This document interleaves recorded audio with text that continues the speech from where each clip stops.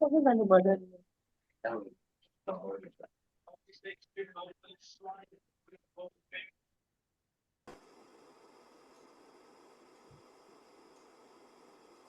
सगळे तर आले आले स्टार्ट सगळे हा आले. करा, हा स्टार्ट हा करा. हा हा ताई.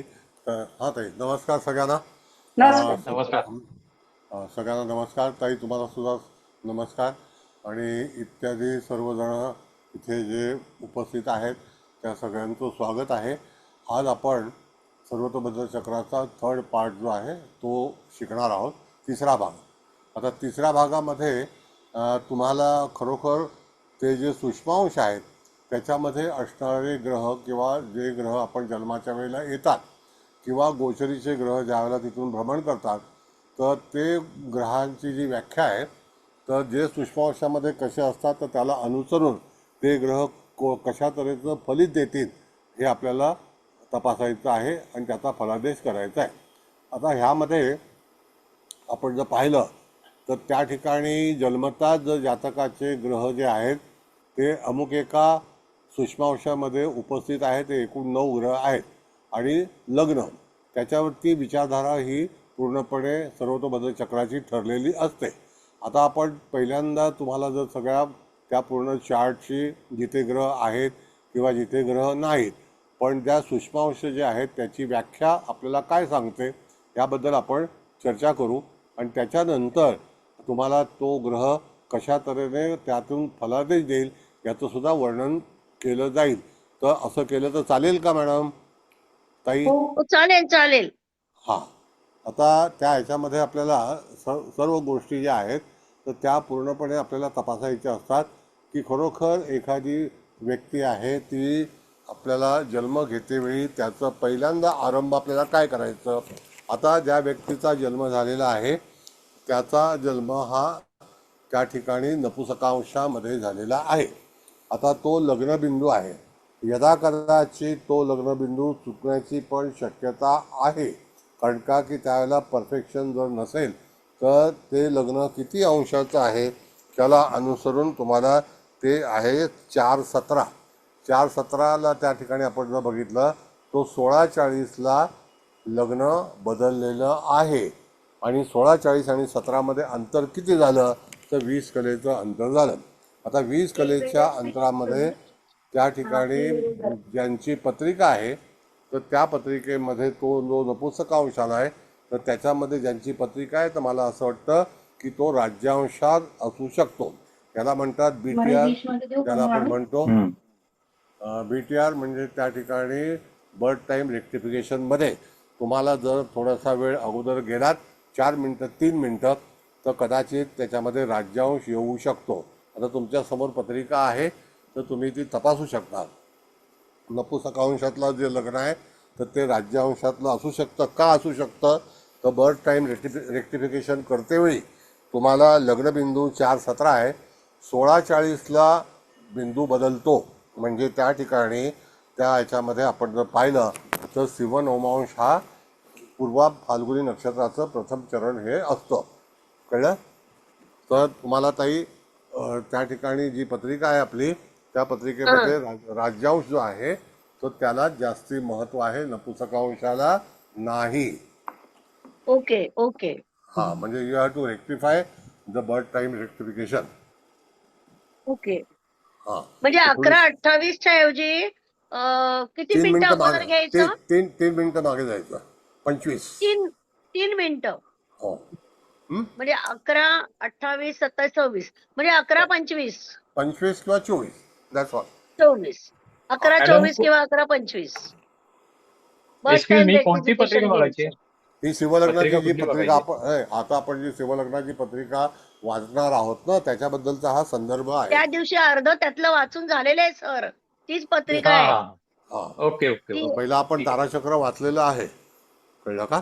हो हो. मग आता आपल्याला लग्नबिंदू हा सगळ्यात पहिला तपासायचा असतो आणि लग्नबिंदू काय सांगतो तर त्या ठिकाणी लग्नबिंदू हा राज्यांशामध्ये येऊ शकतो according to the activities of the person.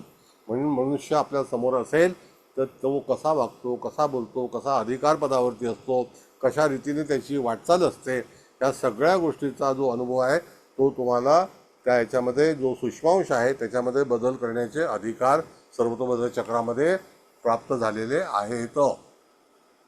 R you getting? म्हणजे आपण पर्सनॅलिटी बघतो ज्या वेळेला एखाद्या जातकाची, येस त्यावरून मॅडम, पण आपल्याला अंदाज घेता नक्की येतो की नाही ते हे घ्यायलाच चुकीचं आहे. पाहिजे, घ्यायलाच पाहिजे. आणि व्हॉट यू आर सेइंग बरोबर इट इज परफेक्ट. बरोबर. मग त्यावेळेला आपण अंदाजाने टायमिंग पाठीपुढे हो करून हो, करू योग्य जे आहे शकतो. ते घ्यायचं, निवडायचं. नक्की नक्की. आणि तो बरोबर त्या बरोबर. ठिकाणी शिव लग्नाला नवीन शिव मुद्दा शिकायला नवमांश मिळाला आम्हाला सर्वांना. नाही खरं आहे मी ना, आता सगळं केपी वाले करतात बर्थ टाइम रेक्टिफिकेशन, म्हणजे फक्त वैदिक ज्योतिष शिकलेले आहेत त्यांना केपी रेक्टिफिकेशनचा पर्याय नाही, मग आहे तेच मांडतात. मग अशा वेळेला जातकामध्ये काही दिसलं आपल्याला की नाही बाबा हे गुण नाही आहेत, त्यावेळेला आपल्याला ताकद पाहिजे टायमिंग येस सिलेक्ट करण्याची. करेक्ट. मग त्याला करेक्शन आपल्याला करावं लागतं आणि ते करण्याची सुविधा आपल्याला सूक्ष्मांशामध्ये उपलब्ध आहे सर्व चक्राच्या अनुसार. आता हे 17 बरोबर वर्षाचं लग्न तुम्ही दिलेलं आहे, हे अंदाजे आहे, तर कदाचित ते 16-40च्या अगोदर असतं, तर 16-40ला सूक्ष्मांश बदलतो. हे आपल्याला बरोबर. लक्षात असणं गरजेचं आहे. Okay madam. आता हो त्याच्यानंतर कळेल. आपण बघितलं तर त्या ठिकाणी ताई आपल्याला पुढे जायचं आहे. तर क्लॉकवाईज जाताना अँटी क्लॉकवाईज जो भाग आहे तर त्याच्यामध्ये लग्नानंतर जो आहे तो मंगळ येतो. कोणाचा तरी चालू आहे माईक, बंद करावा. फक्त सरांचा माईक ओपन पाहिजे. हा बोला सर. हां, तर आता त्याच्यानंतर आपण जर बघितलं तर ग्रह जो आहे तो मंगळ ग्रह धनस्थानामध्ये आहे. आता मंगळ ग्रह हा धनस्थानामध्ये आहे तर तो कन्या राशीमध्ये, मग आपल्याला कुठे जायचं आहे तर कन्या राशीच्या चित्रा नक्षत्रामध्ये हा जो पहिला सूक्ष्मांश आहे, नक्षत्राचं पहिलं चरण हे अतिशय उत्तम आहे. आणि तो उत्तम म्हणजे तो नृपांश आहे. तर नृप म्हणजे काय, तर नृप म्हणजे राजा.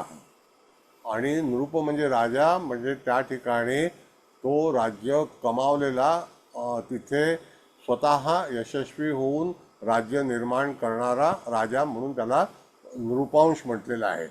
आणि भूपांश म्हणजे गादीवर बसणारा राजा म्हणजे आयता. कळलं का? तर नृप आणि भूपमध्ये हा असा फरक आहे. तर हा जो मंगळ आहे तो तिथे नृपांशामध्ये आहे आणि तो चांगला स्लॉट आहे.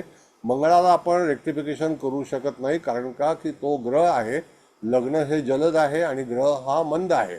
तर ग्रह तर मंद नाही आहे पण तो तेजी आहे. पण त्या ह्याच्यामध्ये त्याला आपण बदल करू शकत नाही. तो जसा आहे त्याचप्रमाणे आपल्याला त्याचं विवेचन करता आलं पाहिजे. मग आता तो बरोबर बरोबर. नृपांशामधला मंगळ काय सांगतो, तर मंगळ हा वॉरियर प्लॅनेट आहे. तर वॉरियर प्लॅनेट असल्यामुळे जातकाचा स्वभाव कसा असेल किंवा जातक काय कमवेल, तर जातक धडाडीचा असेल, कुटुंबाची जबाबदारी घेणारा असेल, कारण तो धनस्थानामध्ये आहे आणि त्या ह्याच्यामध्ये कन्या राशीमध्ये आहे. कन्या राशीमध्ये जेव्हा एखादा ग्रह असतो तर जातकाचा कल हा कष्टामध्ये, मंगळ आहे म्हणून कष्टामधून तो तिथे निर्मिती करतो आणि त्याचा त्या ठिकाणी अतिशय चांगल्यापैकी त्या जातकाला यश मिळतं. तो धडाडी असते, त्याच्यामध्ये कुटुंबामध्ये वर्चस्व असतं, वादग्रस्त असतो आणि त्यामध्ये खर्चिक पण असतो आणि लिडरशिप पण तो आपल्या कुटुंबामध्ये नेतृत्व करतो. यदाकदाचित ज्येष्ठ व्यक्ती म्हणून सुद्धा त्या कुटुंबामध्ये ती व्यक्ती जन्माला येऊ शकते. असं ह्या ठिकाणी मंगळाचं फलित नृपांशामध्ये सुचवलेलं आहे. एम आय राईट और रॉंग? You can correct. हां, बरोबर आहे. म्हणजे हे असे फलादेश देण्याची प्रथा आहे. म्हणजे मी तुम्हाला ती प्रथा सांगतो की असं असं, कदाचित मी फास्ट असेल पण तुम्ही हे करा, कारण मला ते आता काय याच्यामध्ये पण आम्हाला समजतंय. मुख्य म्हणजे हातात पत्रिका घेतल्यामुळे सगळ्यांना सोपं जातंय. खरं येस आहे ना? येस येस इतरांनी मॅडम. पण बोला खरं आहे का खोटं आहे. नाही नाही, बरोबर आहे ताई. हा बरोबर ते बरोबर. म्हणून तुम्ही स्क्रीन शेअर करतो ते बारीक बारीक मोबाईलवर आम्हाला काही दिसत पण नाही, पण हातात पत्रिका चांगली A3ची मोठीच्या मोठी बरोबर घेतल्यामुळे जास्त बरोबर. डिटेल समजतं आम्हाला. Yes. त्याच्यानंतर तिसरा ग्रह जो आहे म्हणजे लग्नबिंदूपासून तिसरा, तर त्या ठिकाणी ते स्वाती नक्षत्र आहे. स्वाती नक्षत्र अतिशय आकाशामध्ये सुंदर तारा आहे आणि अतिशय सॉफ्ट आहे. चित्रा नक्षत्र जे आहे अतिशय डार्क आहे. म्हणजे आकाशामध्ये जेव्हा आपण तारे बघतो तर ते तारे लालसर आहेत का निळसर आहेत त्याच्यावरून ताऱ्याची भूमिका कळते आपल्याला. तर हा जो तारा आहे स्वातीचा तो निळसर आहे. आणि म्हणजे काय की तो मंद नक्षत्र आहे. मंद म्हणजे फलित चांगलं देणार, मंद म्हणजे अतिमंद नाही. मंद म्हणजे शांततेचा आहे आणि तो कमी कष्टामध्ये जातकाच्या जीवनामध्ये जीवन साकारतो, अशा तऱ्हेचं ह्या नक्षत्राचं फलित आहे. मग स्वाती नक्षत्र हे अतिशय वन ऑफ द बेस्ट नक्षत्र. हातामध्ये एखादी कला असणं किंवा तत्सम एखादा त्या गोष्टीमध्ये जातकाच्या जीवनामध्ये राहणीमान असणं, त्या ठिकाणी ते जे नक्षत्र आलेलं आहे ते नक्षत्र पराक्रम स्थानामध्ये असल्यामुळे त्या ठिकाणी यदाकदाचित भावंडांची जबाबदारी, भावंडांना आदर्श, भावंडांच्या याच्यामध्ये त्या व्यक्तीला सुरळीतपणा आणणं, भावंडांना जगणं शिकवणं, शेजारच्या जवळ किंवा यात्रा किंवा तत्सम जे प्रवास, छोटे प्रवास, त्याच्यामध्ये आनंद घेणं. या छोट्या प्रवासामध्ये केतू असल्यामुळे त्या ठिकाणी निस्वार्थीपणे लोकांना सोबत घेऊन जाऊन त्यांचा खर्च करणं, शेजाऱ्यांना दानपुण्य करणं, धर्माची भाषा शिकवणं. आणि केतू हा स्वाती नक्षत्रामध्ये धनांशामध्ये आहे. तर धनांश म्हणजे असं आहे की प्राप्ती करणं, आणि त्याचं माध्यम जे असेल ते त्या ठिकाणी स्पिरिच्युअल जे काही ॲटमॉस्फिअर असेल त्याच्यातून त्याचं जी काही उपजीविका किंवा निर्मिती हे त्या ठिकाणी विचार केला जाईल. आणि तो केतू आहे, तर केतू हा त्यागाचा कारक आहे. त्याच्यामुळे तो जातक जो आहे तो धनांशामध्ये कधी कधी एखादी गोष्ट त्याग करून पुन्हा ते मिळवण्याचा प्रयत्न करेल. हा ह्या कुंडलीतला नृपांशातला फरक आहे आणि फलादेश आहे. तर नृपांश म्हणजे त्या ठिकाणी मंगळ पाहिला आपण, आणि धनांशामध्ये केतू आहे. तर केतू धनांशामध्ये असल्यानंतर केतूसुद्धा धन देतो, पण केतू हा धार्मिक ग्रह असल्यामुळे त्या ठिकाणी केतूचं जे काही व्यवहार आहेत ते पुण्यकर्म, दानधर्म करणं आणि त्याच्यातून स्पिरिच्युअल लाईफ करणं, डिवाईन सायन्सशी संबंधित असणं, या सगळ्या गोष्टी ज्या आहेत त्या ठिकाणी त्या जातकाला प्राप्त होऊ शकतात जीवनामध्ये. हा एंटायर लाईफचा आपल्याला प्रिडिक्शन करायचं आहे आणि करतो. ओके ताई? सर्वजण देवळात जातो, पण दर्शन आर यू गेटिंग मॅडम? तुम्हाला माहिती आहे का? ताई येस मला सर, आवाज येस सर, हां, कळतंय सगळं, व्यवस्थित समजतंय सगळ्यांना. व्हेरीफाय. सर मी ना एक माझा प्रश्न म्यूट विचारू केलाय का? हो आवाज. हां बोला बोला सर एक प्रश्न विचारू. बोला ना. आपण आता सांगितलं की नृपांश मंगळाचं मंगळ नृपांशामध्ये आहे, जिथे मंगळाच्या याच्यामध्ये नृपांश येतो, बरोबर आहे? हो आणि तिथून पुढे जर का आपण वर गेलं तर तिकडे त्याचा त्रिकोणामध्ये तो वर निबंध 8 मध्ये निबंधांशामध्ये जातो आणि इकडे परत उत्पन्नांशामध्ये येतो. याचे काय नाही सांगणार नाही आहे? नाही नाही नाही नाही, एक मिनिट. उत्पन्नांश कुठे आहे? तो खाली धनुर्माशाला उत्पन्नांश आहे. हो, पण तो त्याचा जो हे नाही का, आता बघा नृपांश मधला तो निबंधांशामध्ये जातो 8 मध्ये, आणि इकडे परत खाली 9 मध्ये उत्पन्नांशामध्ये येतो. म्हणजे त्रिकोणासारखा तो तयार होतो बघा. नाही नाही नाही, एक मिनिट. तुम्ही दृष्टीचा विचार करतात का? हा, नाही नाही, दृष्टीचा विचार हा राशीप्रमाणे करायचा असतो आणि अकॉर्डिंग टू डिग्री त्याची दृष्टी कॅल्क्युलेट करायची असते. तर त्यावेळेला अच्छा. ग्रहाची बैठक जी आहे ती नृपांशामध्ये आहे, तिला कोणीही हलवू शकणार नाही. नाही, बर, चालेल कारण चालेल. का ते जन्म ज्या वेळेला घेतलेला आहे त्यावेळेला आकाशामध्ये जी स्थिती होती तिथे मंगळ नृप म्हणजे राजाचं आहे, आणि तो राजा जो आहे स्वतः मिळवलेलं राज्य, अशा तऱ्हेचं आपल्याला विवेचन करायचं असतं आणि आहे. बरोबर आहे. तुमचं म्हणणं मला मान्य आहे, परंतु जो आता नृपांश आहे तो ईशान्य आणि दक्षिण आग्नेय म्हणजे पूर्वेला तो निबंधांश आहे बघा 8 मध्ये, निबंधांशाला दाखवतोय परत. कुठे निबंधांशाला दाखवतात आहे? ईशान्य आणि आग्नेयच्या वरची जी पूर्व दिशा आहे, पूर्व दिशेला 8 मध्ये दाखवतोय, जिथे कलर केलेला आहे, पिवळा कलर दिलेला आहे. कुठे म्हणताय तुम्ही? सर ते वेद अहो, म्हणतायत, वेद. नाही नाही, तो वेदाचा आता प्रश्न नाहीये. तो त्याचा असं आहे वेध का? घेणार हा, आहे. मला वाटलं का त्याचा काही संबंध आहे, तो वेदाचा आहे का ते? तो वेध घेतला जाईल ज्या वेळेला एखादा ग्रह मंगळाला वेध घेईल त्यावेळेला त्याचं फलित आपण करणार आहोत. अच्छा अच्छा, धन्यवाद सर. सॉरी तुम्हाला डिस्टर्ब केलं. नाही, नो डिस्टर्ब एट ऑल. बरं, आता त्यानंतर आपल्याला बघायचं आहे की त्या ठिकाणी चंद्रग्रह हा अनुराधा नक्षत्राच्या पहिल्या चरणामध्ये आहे, आणि तो चंद्र जो आहे दुसऱ्या चरणामध्ये आहे. तर अनुराधा नक्षत्र जे आहे हे सिंहनवमाशापासून सुरू होतं, तर त्या ठिकाणी त्याचं दुसरं चरण जे आहे ते नपुंसकांश आहे. आता नपुंसकांश म्हणजे जातकाच्या याच्यामध्ये कधी कधी मनामध्ये अशा गोष्टी येतात की काय करू आणि काय नाही. तर त्यामध्ये त्या जातकाच्या जीवनामध्ये ज्याला आपण धारिष्ट म्हणतो, कारण त्याला एखादी गोष्ट असते की तो नपुंसकांशामध्ये कन्या नवमाशात असल्यामुळे वाक्य पुन्हा ऐका, तो कन्या नवमाशामध्ये असल्यामुळे जातक लॉजिकली आणि व्यवहारी ह्या गोष्टीने त्या ठिकाणी तो चर्चा करेल आणि तो त्या ठिकाणी नपुंसकांशामध्ये सगळ्या गोष्टी ज्या आहेत त्या समजुतीने घेईल. त्याचा कल ज्याच्याकडे प्रॉफिट आहे, जिथे यश मिळतं अशा ठिकाणी तो नपुंसकांशामध्ये करेल. म्हणजेच काय, त्या ठिकाणी असणारा चंद्र हा कोण आहे, तर चंद्र 12व्या स्थानाचा अधिपती आहे आणि तो वृश्चिक राशीत बसलाय. वृश्चिक राशी त्याच्यासाठी नीचेची आहे, म्हणून जातकाला मानसिक स्थिती जी आहे ती नेहमी समजोता, कॉम्प्रोमाइज ह्या उद्देशाने त्याला जीवन जगावं लागेल. अशा तऱ्हेचा संकेत या सर्वतोभद्र चक्रामध्ये आपल्याला आढळतोय. आलं लक्षात?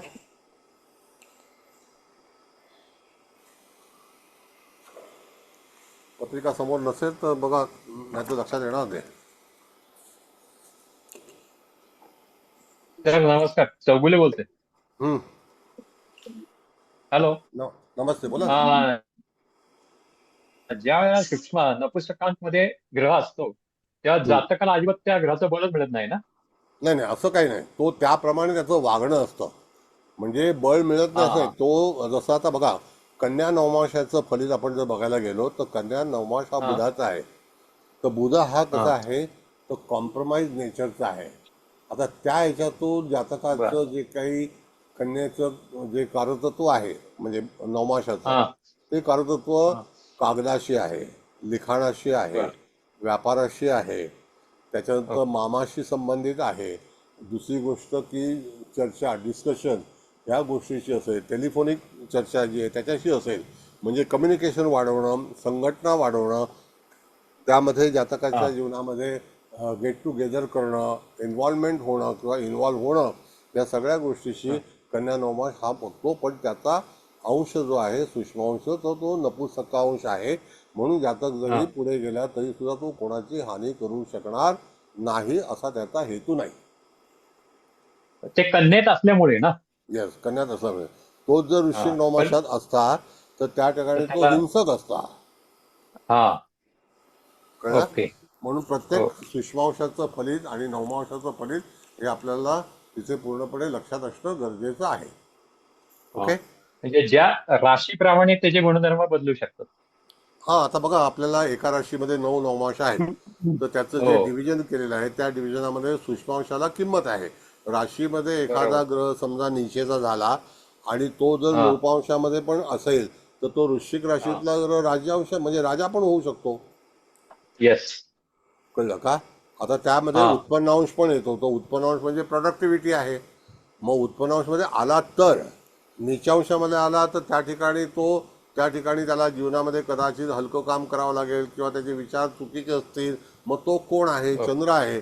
तर चंद्र तिथे नवमाशात पण नीचेचा आहे आणि राशीत पण नीचेचा आहे. तर त्याचा फलादेश जो आहे तो डेफिनेटली विरुद्ध जाऊ शकेल आणि जातो. Yes. Okay, thank you sir. Thank you. त्याच्यानंतर आपण परत पुढे डावीकडे चाललोय. डावीकडे एकही ग्रह नंतर नाही आहे आणि डायरेक्ट शनी जो ग्रह आहे तो उत्पन्नांशामध्ये आहे. आणि तो उत्पन्नांशामध्ये कुठेशी आहे तर रेवती नक्षत्राच्या पहिल्या चरणामध्ये जो धनु नवमांश आहे त्याला उत्पन्नांश म्हटलेला आहे. आता ह्याचं फलित करताना काय करायचं, तर उत्पन्नांश हा षष्ठ स्थानाचा अधिपती पण आहे आणि सप्तम स्थानाचा अधिपती सुद्धा आहे आणि तो रेवती नक्षत्रामध्ये आलेला आहे. त्याचं स्थान जे आहे ते अष्टम स्थानाशी संबंधित आहे. तर अष्टम स्थान हे दीर्घायुष्याचं आहे. अधिकतम जातकाला संग्रह करताना, आर्थिक संग्रह करताना थोडासा विलंब लागेल. तर त्या पण तिथे जातक अशा तऱ्हेचं प्रोडक्टिव्हिटी काम करेल.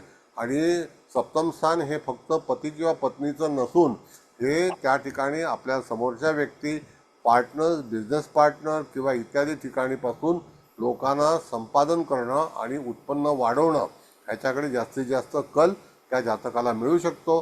रेवती नक्षत्रामध्ये हा पहिला चरण जो आहे तो अतिशय उत्तम आहे आणि उत्पन्नांशमध्ये गुरु असावा, कारण हा धनु नवमाश आहे, तो गुरुचा नवमाश आहे. त्याच्यामध्ये शनी आहे. तर शनी हा जातकाच्या जीवनामध्ये उत्पन्न, प्रोडक्टिव्हिटी ही निश्चितच करून देऊ शकेल. दुसरा भाग असा आहे की रेवती नक्षत्र आणि मीन राशीचा जेव्हा संबंध येतो त्यावेळेला त्या ठिकाणी जातक आध्यात्मिक क्षेत्रामध्ये उत्पन्न अधिकतम गुरु हा ग्रह जो आहे म्हणजे मीन रास आणि धनुरास, तर त्याच्यामध्ये सोन्याशी संबंधित असणारी गोष्ट याच्यामध्ये जातकाला जास्तीत जास्त रुची असते. दुसरा भाग असा आहे की दीर्घकाळ सोनं साठवणं, कारण शनी आहे त्याला दीर्घकाळ साठा करणे आणि त्याच्यानंतर त्याला बेनिफिट मिळणे, अशा तऱ्हेचा जो भाग आहे तो उत्पन्नांशामध्ये कथित केला जातो. ताई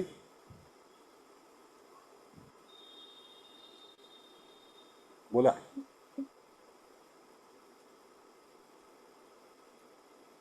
ताई काही नाही आहेत का? सर बोलू का? हा बोला ना, काय नाही म्हणजे ना काय. येस थोडक्यात काय की तुमची बेसिक माहिती पूर्ण तोंडपाठ पाहिजे की ग्रह स्वभाव कसा आहे, उत्पन्न अंश म्हणजे तो उत्पन्नात वाढ करणार, मग गुरु काय दाखवतो, सोनं दाखवतोय, आणि शनी लॉंग टर्म इन्व्हेस्टमेंट किंवा त्याचा स्वभाव दीर्घकाळ करणं, असं सगळ्याची सांगड घालून तुम्हाला फलदेश करण्यासाठी उपयोगी येतो सूक्ष्म थोडक्यात. नाही सुषमा, तुम्हाला आता हे फक्त माझं नाही, तुम्ही सुद्धा उद्या पत्रिका वाचायला सुरुवात कराल. आता इत्यादी जी मंडळी आहेत तर त्यांना सुद्धा त्या ठिकाणी पदादेश करण्याची कला अवगत असणं अत्यंत गरजेचं आहे. मग तुम्हाला अगदी. असं कळलं पाहिजे राशी काय करते आणि त्याच्यातला जो सूक्ष्मांश आहे तो काय सांगतो. तर राशी असं बरोबर. सांगते की एंटायर 30 डिग्री, पण सूक्ष्मांश सांगतो 3.20 डिग्री, म्हणजे आपण आकुंचित झालो आणि पर्टिक्युलर त्या पॉइंटला डिस्कशन करत आहोत. बरोबर. सर मला एक सांगा, बोला. हे आता रेवती नक्षत्रानुसार आपण बाकीत केलं ना, हो. आता इथं जर नक्षत्र बदललं तर बाकीत वेगळं होऊ शकतं ना? नाही नाही नाही, नक्षत्र रेवतीचं बघा, पहिली गोष्ट म्हणजे रेवती नक्षत्राचं भाकीत जे आहे आपण जे काही इत्यादी पुस्तकं वाचून वगैरे करतो तर तसं हा. नाही. रेवती नक्षत्रामध्ये एकूण तारे किती आहेत हे माहिती आहे का? नाही. रेवती नक्षत्रात भरपूर तारे आहेत, त्यातले महत्वाचे 4 आहेत ना? नाही नाही नाही, रेवती नक्षत्र हे निर्माण झालं त्यावेळेला आकाशामध्ये एकूण 32 तारे आहेत. कळलं? आता 32 ओके. ताऱ्यांमधल्या वेगवेगळ्या तऱ्हेचा प्रत्येक ताऱ्याचा स्वभाव आहे, एनर्जी वेगळी आहे. म्हणून मी पहिल्याच दिवशी सांगितलं होतं की नक्षत्र हे स्वयंप्रकाशित आहेत आणि त्या स्वयंप्रकाशित तारे जे असतात त्याच्यामधून तो धनुनवमास जो आहे तो आरंभी आहे. म्हणजे आरंभी तारा हा तेजवान आहे आणि त्याला तिथे उत्पन्नांश म्हणून दिलेलं आहे. ते काही नामकरण मी केलेलं नाही, आमच्या ऋषीमुनींनी केलेलं आहे. It is not my duty, it is not done by me. ते त्यांनी केलेलं आहे. मी फक्त एक सेवक आहे की तुमच्यापर्यंत ती इन्फॉर्मेशन पोहोचवण्याचा प्रयत्न करतो. नाही, माझा प्रश्न असा होता सर की आता ह्या जातकाचा शनी रेवती नक्षत्रात आहे, नाही, त्यांनी सांगितलं व्हिडिओ इथे जर- चालू ठेवा कंपल्सरी. दुसरा जर जातक असेल आणि त्याचं सांगू जर तुम्ही तिथं 8:30 वेळ वेगळं आलं, आता सांगतो तुम्हाला मी. It is related upon the planet. ग्रह कोण हा. आहे. आता इथे गुरु असतात तर आणखी वेगळं फलित मिळालं असतं, बरोबर. चंद्र असतात तर आणखी वेगळं मिळालं असतं, शुक्र असतात तर आणखी वेगळं फलित मिळालं असतं. मग आता इथे उच्चीचा कोण होतो तर केतू उच्चीचा होतो नवमांशामध्ये, ओके. आणि राहू नीचेचा होतो. मग उत्पन्नांश जो आहे तो आउट ऑफ द वे जाऊन जातक जो आहे तो निर्मिती करेल जर तिथे राहू असेल तर. म्हणून प्रत्येक ग्रहाला वेगवेगळ्या तऱ्हेचं बैठक आहे, त्याचं विवेचन आपल्याला करता आलं पाहिजे. एंटायर नक्षत्रामध्ये जे 4 डिव्हिजन आहेत त्या डिव्हिजनमध्ये तुम्हाला पूर्णपणे त्या जातकाला समजवलं पाहिजे की तुला काय मिळेल. अधिकतम जर lord belong to the 6th house and 7th house तर रिलेटेड जे काही रिप्लाय येतील किंवा फलादेश मिळेल तो 6व्या स्थानाचा आणि 7व्या स्थानाचा असेल. आता 6व्या स्थानाचा फलादेश जेव्हा मीन राशीमध्ये असतो तर मीन राशी ही गुरुची आहे, गुरु शिक्षकाचा कारक आहे. मग जातकाच्या जीवनामध्ये शिक्षण क्षेत्राशी संबंधित असणारं कार्य जातकाच्या जीवनात येऊ शकेल. हा जो आपल्याकडे साठा असेल तरच आपण भविष्य वर्तवू शकतो.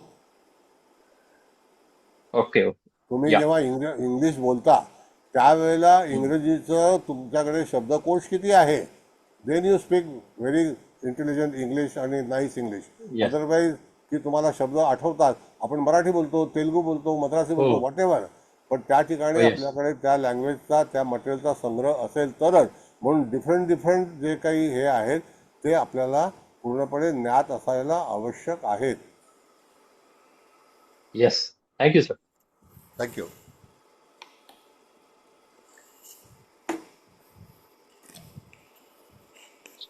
बरं, हा ग्रह जो आहे तो उत्तर दिशेला आहे. आता उत्तर दिशेला जेव्हा हा रेवती नक्षत्रामध्ये ग्रह आहे तर जातकाचं जे वानप्रस्थ आश्रम आहे ते उत्तर दिशेला विचार केला जातो. मीन राशीशी त्याचा संबंध येतो. म्हणून जातक हा धर्मकार्याशी संबंधित कार्य करण्याची शक्यता याच्यामध्ये दर्शवली जाते. जातकाला अधिक देव दर्शन धर्म ह्या वाचन करणं, ज्याला आपण म्हणतो की स्तोत्र म्हणणं, पूजा करणं, ह्याच्याशी संबंध जास्त करून येतो. असं आहे. आता जे काय असेल ते त्या ह्याच्यामध्ये तुम्हाला लॉजिकली ते मांडायचं आहे. त्यानंतर आपण पूर्व दिशेला यायचं आहे. आपण लग्नबिंदूपासून पूर्व दिशेला आलो तर पूर्व दिशेला मृगशीर्ष नक्षत्रामध्ये सूर्य आहे आणि तो नीचांशमध्ये आहे. आता तो नीचांशामध्ये आहे तर त्या ठिकाणी सूर्य हा नीचांशमध्ये असल्यामुळे त्या ठिकाणी जातकाच्या जीवनामध्ये अशा बऱ्याच गोष्टी होतील की नीचांश म्हणजे रिस्पेक्ट ज्याला आपण म्हणतो तो कदाचित त्या ठिकाणी जातकाला त्याच्यापासून हानी पोचू शकते, अपमान होऊ शकतो. कदाचित रवी म्हणजे पिता, रवी म्हणजे पती, रवी म्हणजे पिता आणि त्या रवी म्हणजे त्या ठिकाणी हेल्थ, त्या सगळ्या गोष्टीमध्ये जातकाला थोडंसं कॉम्प्रोमाइज करावं लागेल कारण तो सूर्य आहे.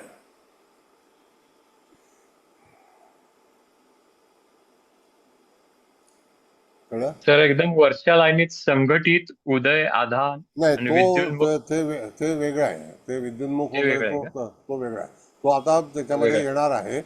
तो सूर्याचा नक्षत्रबिंदू, चंद्राचा नक्षत्रबिंदू असे जेव्हा येतील तर त्यावेळेला त्याची आपण हा. चर्चा करू. असं काही हे नाही. पण पहिला हे जे सूक्ष्मांश आहेत त्याचा हे करणं गरजेचं आहे. Yes yes, okay. त्यानंतर बुधाची जी स्थिती आहे तर ती त्या ठिकाणी आपण बघितलं तर बुध हा सौम्यांशामध्ये आहे. बुध हा सौम्यांशामध्ये असून तो स्वतःच्या नवमांशामध्ये आहे. त्याची जी रास आहे ती पुनर्वसू नक्षत्र आहे. तर जातकाच्या जीवनामध्ये अनेक प्रकारचे असे काही व्यवसाय येतील की ज्याच्यामध्ये जातक परिवर्तन करू शकेल आणि रिएस्टॅब्लिश होण्याचा प्रयत्न करेल. अशा तऱ्हेचं जे काही प्रिडिक्शन आहे. कारण बुध हा व्यापाराचा कारक आहे. बुध ह्या ठिकाणी लाभस्थानामध्ये आहे मिथुन राशीमध्ये. तर लाभार्थी जो आहे तो कदाचित त्या ठिकाणी व्याज आहे, पेन्शन आहे, अशा ह्या गोष्टीचा लाभार्थी जातक होऊ शकतो. आणि बुध हा सौम्यांशामध्ये आहे. जातक कितीही रागीट असला तरी कालांतराने तो लिखाण करणं, विचार करणं किंवा त्याला जबाब देणं, उत्तरं देणं, या सगळ्या गोष्टी जातकाच्या ह्याच्यामध्ये सौम्यरित्या तो नंतर फायनल डिसिजन घेऊ शकेल. Not in hurry, it will take time. Okay. म्हणजे मिथुन रास असल्यामुळे, आणि मिथुन रास ही त्या ठिकाणी ज्याला आपण म्हणतो लाईमलाईटची रास आहे. मिथुन राशीचा अधिपती मिथुन नवमांशामध्येच आहे. तर मिथुन नवमांश हा जो आहे तो जातकाच्या जीवनामध्ये पॉप्युलरिटी ज्याला आपण म्हणतो प्रतिष्ठा आहे आणि जागतिक किंवा ज्या ठिकाणी त्या जे व्यवसाय करेल त्याच्यामध्ये नाव कमावेल अशा तऱ्हेचा हा बुध आहे. बुध हा नेहमी चर्चेमध्ये राहणारा प्लॅनेट आहे. बुधाशिवाय एकमेकाची ओळख होऊ शकत नाही. द इंट्रोडक्शन्स ऑफ कृष्ण हे सुद्धा बुधामुळेच होतं. म्हणून त्या ठिकाणी प्रत्येकाची ओळख काढणं, ओळख घेणं, ओळख करून देणं हे त्या व्यक्तीच्या ठिकाणी आनंदाची बाब असेल. म्हणून जो मिथुनेचाच बुध आहे आणि तो त्या ठिकाणी सौमांशामध्ये स्वतःच्या नवमांशामध्ये आहे तर जातकाला त्या बुधाचं फलित जे आहे ते उत्तमरित्या प्राप्त होईल. ओके. आणि तो रवियुक्त आहे म्हणून तो बुध आदित्य योग आहे. आदित्य म्हणजे राजा, कळलं का? आणि बुध म्हणजे त्या ठिकाणी त्याचा पुत्र बुध आदित्य. आणि बुध हा जो आहे तो त्याला प्रिय जास्ती वडील असतात आणि चंद्राला प्रिय जास्ती आई असते असा भाग आहे.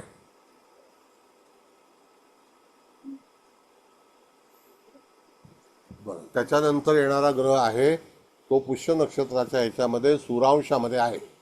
आता तो सुरांशामध्ये असल्यामुळे त्या ठिकाणी सुरांश हा पुष्य नक्षत्राच्या तिसऱ्या चरणामध्ये आहे आणि तिसऱ्या चरणामध्ये असल्यामुळे त्या ठिकाणी शूरता आपण म्हणतो तर ती गुरुग्रह असेल तर शूरता म्हणजे कर्तबगारी दाखवणे आणि तम त्या लग्नाला पंचम स्थान हे जे आहे हे तर त्या ठिकाणी जातकाची संततीचा संबंध आहे. तो संततीचा संबंध because it is belong to the 5th house lord. तर त्याच्यामुळे जातकाचं पुत्र पुत्रादी ज्ञानम याच्यावरती आपण असं सांगू शकतो की जातकाला कुठल्याही तऱ्हेची काळजी करायची आवश्यकता नाही. तर संतती किंवा तत्सम रिलेटेड ज्या काही गोष्टी आहेत तर त्या सुरांशामध्ये असल्यामुळे जातकाला गुरु हा चांगल्या क्षेत्रामध्ये आढळलेला आहे.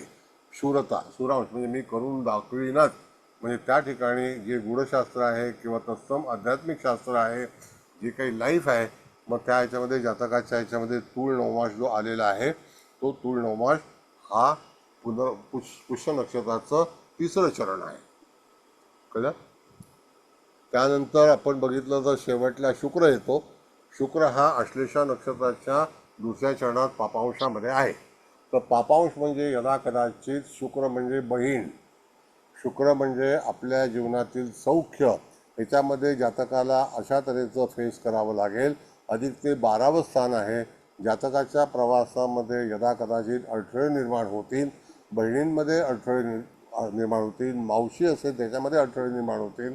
अधिकतम जातकाच्या ह्याच्यामध्ये ऐन सुखाचे दिवस प्रसंग जेव्हा येतात त्यावेळेला काही ना काहीतरी अशी गोष्ट उद्भवते की जेणेकरून जातकाला नैराश्य येण्याची शक्यता आहे.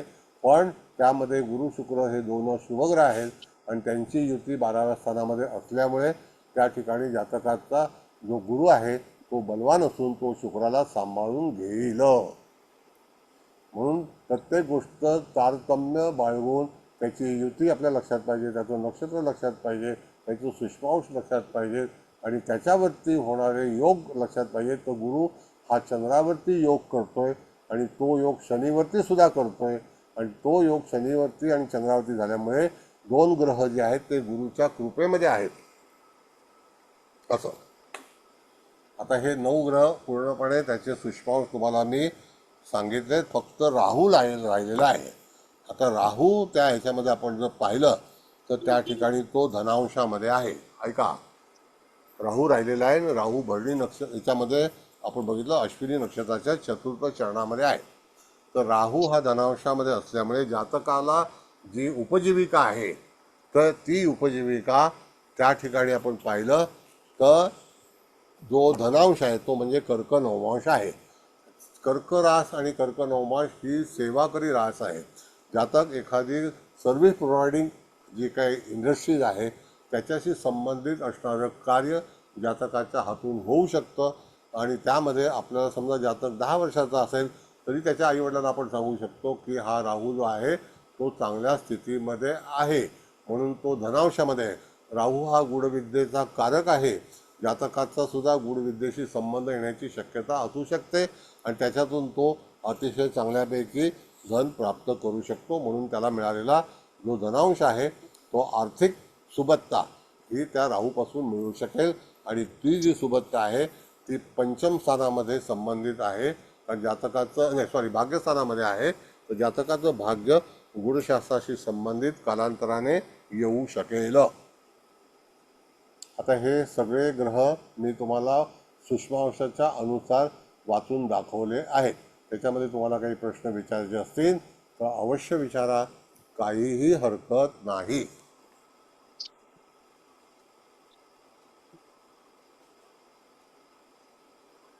बोला.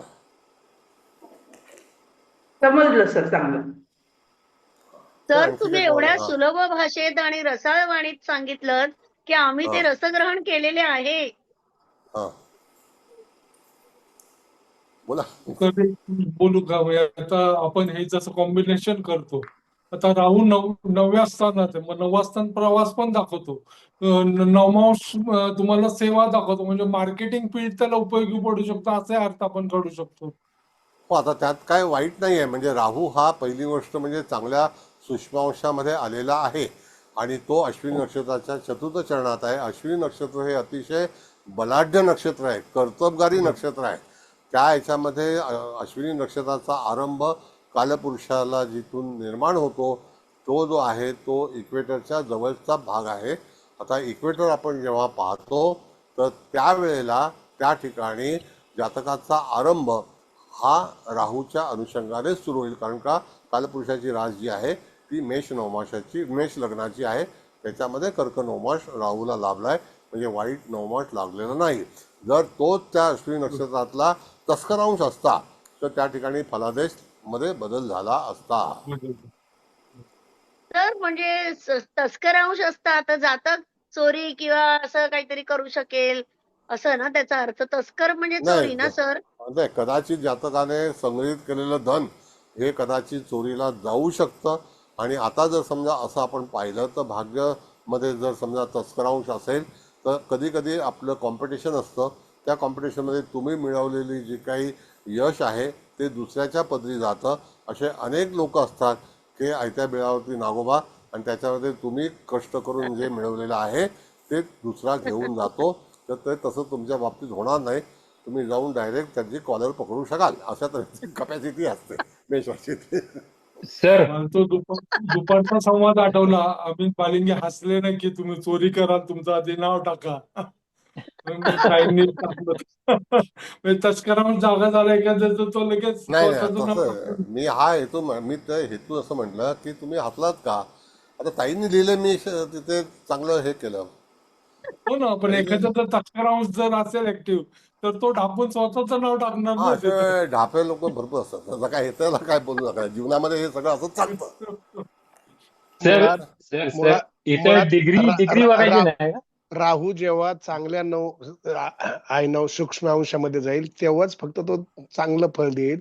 अदरवाईज तो संभ्रम सुद्धा निर्माण करू शकतो हा, इतर आता बघा कसं आहे सांगतो, तस्कर अंश मध्ये. तो पापांश मध्ये असेल समजा असं, तर राहूच्या हातून पण उदाहरण- चुका होऊ शकतात. पापांश म्हणजे काय पाप करायला जातो असं नाही, चुका होऊ शकते. चुका होणे. राहू क्रोधांशामध्ये असू शकतो, राहू भयांशामध्ये असू शकतो. कुंभेला कुंभ नवमास भयांश आहे, कळलं. मग त्यामध्ये असणारे जे काही योग आहेत तर तो कुठला प्लॅनेट कुठल्या पदावरती कुठल्या टोकाची भूमिका घेऊ शकेल हे आपल्याला सांगता आलं पाहिजे जातकाच्या जीवनामध्ये. बरोबर. तर भयांश म्हणजे भीती वाटते ना, म्हणजे हा, अशा सतत वेळेला जातक तो राहू समजा भयांशात असेल तर लोकांना त्याची भीती वाटेल ना.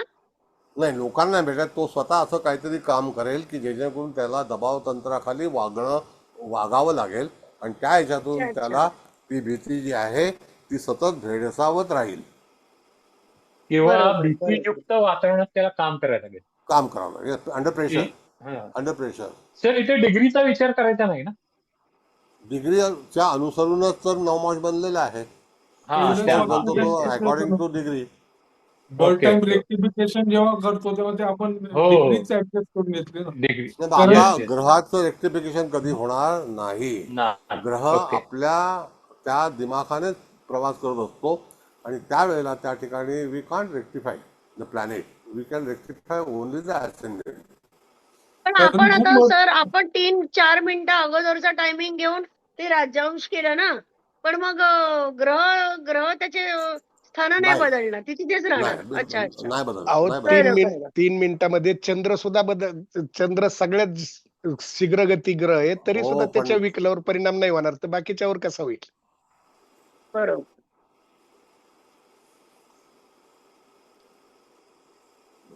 नेक्स्ट बोला. ह्यात अजून एक सर विचारायचं होतं. आपण जे याच्या आधीच आपण नक्षत्र ताराचक्र जे म्हटलो ना आपण, हे पहिलं जन्म नक्षत्र, दुसरं संपत, तिसरं विपत, चौथं जे ऐक्षेम, पाचवं प्रत्यय. मग त्यात आपण पहिलं मग समजा त्याच्यात अंश कॅल्क्युलेट नाही ना करायचे, कारण काय होतं ते मेष मध्ये पण 13 कृतिक आहे. एक मिनिट परत सांगतो मी. अगेन आय रिपीट की ताराचक्र ही भूमिका आउट ऑफ द सर्वतोभद्र चक्र आहे. ज्या वेळेला सर्वतोभद्र चक्रामध्ये तो इन्क्लूड केलेला भाग आहे, तर सर्वतोभद्र चक्र हा जो भाग आहे तर त्याच्यामध्ये ताराचक्र हे वेगळं पाडलेलं आहे. ताराचक्र हे वर्तमान काळामध्ये असणारी भूमिका तात्काळ तुम्ही सांगू शकता, त्याच्याकरता वेद वगैरे शोधण्याची आवश्यकता नाही. वेदाचं ज्ञान सगळ्यांना असेल असं नाही. बरोबर. म्हणजे दोन वेगळ्या कन्सेप्ट आहेत त्या, थोडक्यात ते एकत्र Different. करायचं काही कारण नाही. It is different. ताराचक्र मी तुम्हाला सांगतो साहेब, आत्ता जो शनी महाराज त्या ठिकाणी 13° कलेचे एका नक्षत्रामध्ये असतात, तर 13 महिने 20 दिवस लागतील. इन बिटवीन दॅट पोझिशन ते वक्री मार्गी त्या चतुष्पाद नक्षत्र जे असतं, आता जसं रेवती सुद्धा चतुष्पाद नक्षत्र आहे, पण तिथे ते वक्री होणार नाहीत. आता हा खगोलीय भाग आपल्याला माहिती असायला हवा. तो जर माहिती नसेल तर शनी वक्री कधी होतो, तर त्या ठिकाणी द्विपाद आणि त्रिपाद नक्षत्रामध्ये शनी महाराज वक्री होतात. तर त्रिपाद नक्षत्र जे आहे हे त्रिपाद नक्षत्र कुठलं आहे, तर त्याच्या अगोदरचं नक्षत्र पहा तुम्ही.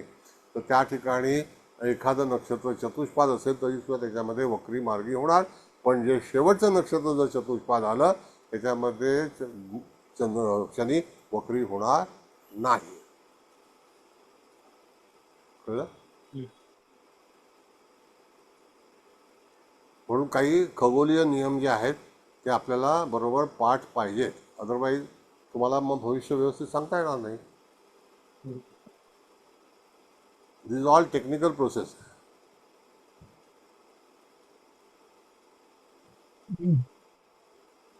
बोला. आता ही सूक्ष्मांशाची भूमिका तुम्हाला सगळ्यांना कळली असेल असं मला वाटतं. आणि आता त्या ठिकाणी जेव्हा तुम्ही हे करायला जाल तर आपल्याला मूळ पत्रिका कळली की सिंह लग्नाच्या पत्रिकेमध्ये जे कन्व्हर्जन झालेलं आहे त्याच्यामध्ये फक्त नवमाश आपण रेक्टिफाय केला, बाकी कुठलेही ग्रह रेक्टिफाय करण्याची आवश्यकता नाही. आणि जातक आपल्याकडे आल्यानंतर तुम्हाला पहिला डावी कुंडली, नंतर उजवी कुंडली म्हणजे नवमाशाची कुंडली ही तुम्ही पाहून नंतर त्याच्यावरती त्याचा फलादेश हे ह्या 2 कुंडलीवरती विचारधारा करू शकता. पण त्याच्या अगोदर ताराचक्र जर तुम्हाला इच्छा असेल तर ताराचक्र ही एक इन्फॉर्मेशन तुम्हाला सांगितली की वर्तमान तारा हा कुठल्या जन्म, संपद, विपद, क्षेम, प्रत्ययी, साधक, वध, मित्र आदीमध्ये चालत आहे का, तर त्या ठिकाणी त्याचा फलादेश आपल्याला एक टेम्पररी पोर्शन आहे तो. सर, गोचरीचं जे भ्रमण आहे त्या गोचरीच्या भ्रमणासाठी ताराचक्राचा उपयोग होऊ शकेल ना का त्याच्यात? नक्की. तुम्हाला तात्कालिक जातक आलाय तर तुम्ही सगळं काही सर्वतोभद्र चक्र वाचायला गेलात तर इट विल टेक 3.5 hours. कळलं का? तेवढा वेळ तुमच्याकडे नसेल तर ताराचक्रावरून ॲटलिस्ट तुम्ही आजचे तारे जे आहेत, समजा एखादा जातक आला आणि वधामध्ये चंद्र आहे तर तो एकच दिवस राहणार आहे, जास्ती काळ राहणार नाही आहे. पण बुध आला समजा तर त्या ठिकाणी 14 दिवस राहील. सूर्य आला तर तो 14 दिवस राहील. मग 14 दिवसानंतर ग्रहस्थिती बदलणार आहे, तर ती फक्त ताराचक्रावरती बदलणार आहे, सर्वतोभद्र चक्रामध्ये बदलणार नाही. Yes yes. सर्वतोभद्र चक्रामध्ये जेव्हा तुम्ही सूर्यासारखा ग्रह जेव्हा वेध लावेल तो 3 दिवस 8 तासाचा असेल.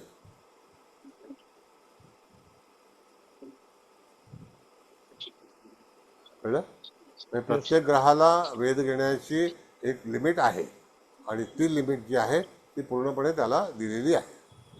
त्याच्या पलीकडे तो त्याची हे जे आहे वाढवू शकतो. फक्त शनी आणि गुरु हे 2 ग्रह जे आहेत ते कक्षेच्या पलीकडचे आहेत, म्हणून त्या ठिकाणी कक्षेच्या पलीकडच्या ग्रहांना दीर्घकाळ वक्री, दीर्घकाळ मार्गी, दीर्घकाळ स्तंभी राहावं लागतं. त्याला कारण काय की कक्षा त्यांची अतिशय वेगळी आहे म्हणून. कळलं? ते सूर्यापासून दूर आहेत म्हणून कक्षेच्या पलीकडे आहेत. आणि कक्षा ठरवताना तुम्हाला त्या ठिकाणी खगोलीय कक्षा वेगळी आहे आणि भूगोल कक्षा वेगळी आहे असं.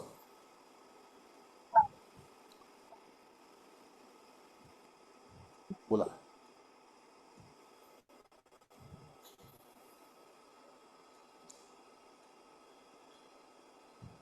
विचारा, काही प्रॉब्लेम नाही. तुम्हाला शिकलं पाहिजे चांगल्यापैकी. ताईंनी आता एवढा आग्रहाने क्लास लावलेला आहे तर त्यांना पूर्णपणे समाधान मिळालं पाहिजे. तर सर, नवमांश कुंडली जी आहे हे बंद कर. सर्वतोभद्र. हॅलो, हा बोला ना. कोण बोला. बोलतंय का? ऐकतोय. नवमांश कुंडलीमध्ये आपण जे आता बघितलं हे सगळं सूक्ष्मांश, दरिद्रांश किंवा नृपांश, धनांश, हे नवमांश कुंडलीमध्ये पण तिथं दिलेले आहेतच. चंद्र आहे ना. नपुंसक दिलाय, मंगळ नृपांश हो, दिलाय. दिली आहे. तो तुम्हाला शोधायची आवश्यकताच नाही. It is printed. आवश्यकता नाही त्याचं शोधायची, तुम्हाला तिथे आहे. म्हणून तुम्ही वर्तमान ताबडतोब बघू शकता की पोझिशन ऑफ द होरोस्कोप काय आहे. पण आपल्याला जे इत्यादी ज्या गोष्टी आहेत जसं शूल नावाचा बिंदू आहे तो जातकाच्या जीवनामध्ये काय घडवू शकेल, घडामोडी करेल, हे तुम्हाला ताबडतोब करता येणार नाही. त्यासाठी अभ्यास पाहिजे. असं आहे.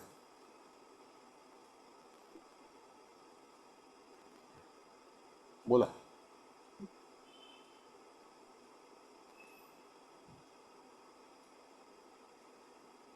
काहीही तुम्ही विचारा, बिलकुल ह्याच्यामध्ये काही हे करू नका. प्रश्न विचारल्याशिवाय तुम्हाला पुढे तुमची जी काही कार्यपद्धती आहे, तुमचं ज्ञान आहे, त्याच्यामध्ये वाढ होऊ शकत नाही. कन्फ्युजन करून मग तुम्ही गेलात तर मग again you will be confuse all the time. धारकांश कुंडली जास्त महत्वाची आपल्याला. धारकांश जो आहे की आपण जन्माच्या वेळेला कुठली नक्षत्र आणि कुठले ग्रह आपल्या अंगावरती, कुठल्या शरीरावरती, कुठल्या पार्टवरती आहेत त्याचा विचार केला जातो. समजा की हृदय स्थान जे आहे ते चतुर्थ स्थान आहे, तर चतुर्थामध्ये येणारी रास ही वृश्चिक आहे. त्या ह्याच्यामध्ये धारकांशमध्ये जन्मसंपत विपतमध्ये कुठलं नक्षत्र आलेलं आहे त्याच्यामध्ये ग्रह आहे का, तरच फक्त तुम्ही धारकांशाचा विचार करू शकता. आणि त्या ठिकाणी त्या नक्षत्राने ते धारण केलेलं आहे. उदाहरणार्थ चतुर्थ स्थानामध्ये येणारी रास जी आहे ती वृश्चिक आहे, तर त्याच्यामध्ये अनुराधा नक्षत्र त्यांनी धारण केलेलं आहे. त्याचा अधिपती मंगळ हा नृपांशामध्ये आहे, म्हणजे जातकाला घाबरण्याचं कारण नाही. धारकांश horoscope. Yes yes. Okay sir, thank you. नमस्कार सर. नमस्ते. ते अनुराधा नक्षत्रातला चंद्र हा मूळ कुंडलीतला आहे. हा बोला ना. हा, मग गोचर कुंडलीतला चंद्र घ्यायचा नाही का ताराचक्र? नाही, गोचर चंद्र हा वेध लावण्यासाठी आहे. गोचरीचा चंद्र जो आहे तो प्रत्येक वेळेला प्रत्येक सेक्शन मधून जेव्हा तो जाईल त्याला तो वेधकर्ता म्हणून त्याला विचार केला जाईल. पण मूळ कुंडली मध्ये असणारा चंद्र हा ज्या ठिकाणी आहे त्याचं आयुष्यभर फलित मिळेल. आणि चंद्र हा ओनली फॉर 6 hours तिथे फलादेश देणार आहे ट्रान्झिटमध्ये. पण तो सुद्धा वेधकर्ता ग्रह. मी तुम्हाला पूर्ण हे देतो माहिती की चंद्र जर समजा राहूला वेध लावायला गेला तर राहूचं तो काही करू शकणार नाही. कारण का, तो कॅपेबल प्लॅनेट नाही आहे. तो उलट स्वतः अशाच ग्रहाशी युद्ध करायला निघालाय की 6 तास तो स्वतः दुःखी होणार. आपण भांडण कोणाशी करतोय असं आहे. म्हणून कॅपेबल प्लॅनेट जेव्हा वेध लावतो त्याच्यामुळे आपल्याला बऱ्याच मोठ्या प्रमाणामध्ये त्रास होऊ शकतो, असा भाग आहे. सर तुम्ही नोट्स मध्ये दिले की क्रूर ग्रह जे आहेत, रवी, मंगळ, शनी, राहू, केतू, ते त्यांना वेध लावायला गेलं तर आपल्यालाच उलट अंगावर येऊ शकतात त्या गोष्टी. बोमड्या प्रश्नच नाही त्याला. बघा असं आहे की रवीने समजा जर चंद्राला वेध घेतला तर चंद्र सुखावेल. बरोबर. चंद्राने गुरुला वेध घेतला तर चंद्र सुखावेल. कारण का की तो गुरुला वेध घेणार आहे तर त्याच्यापासून तो काहीतरी बेनिफिट मिळवेल. म्हणजे वेधकर्ता ग्रह कोण आहे त्याला फार महत्व आहे.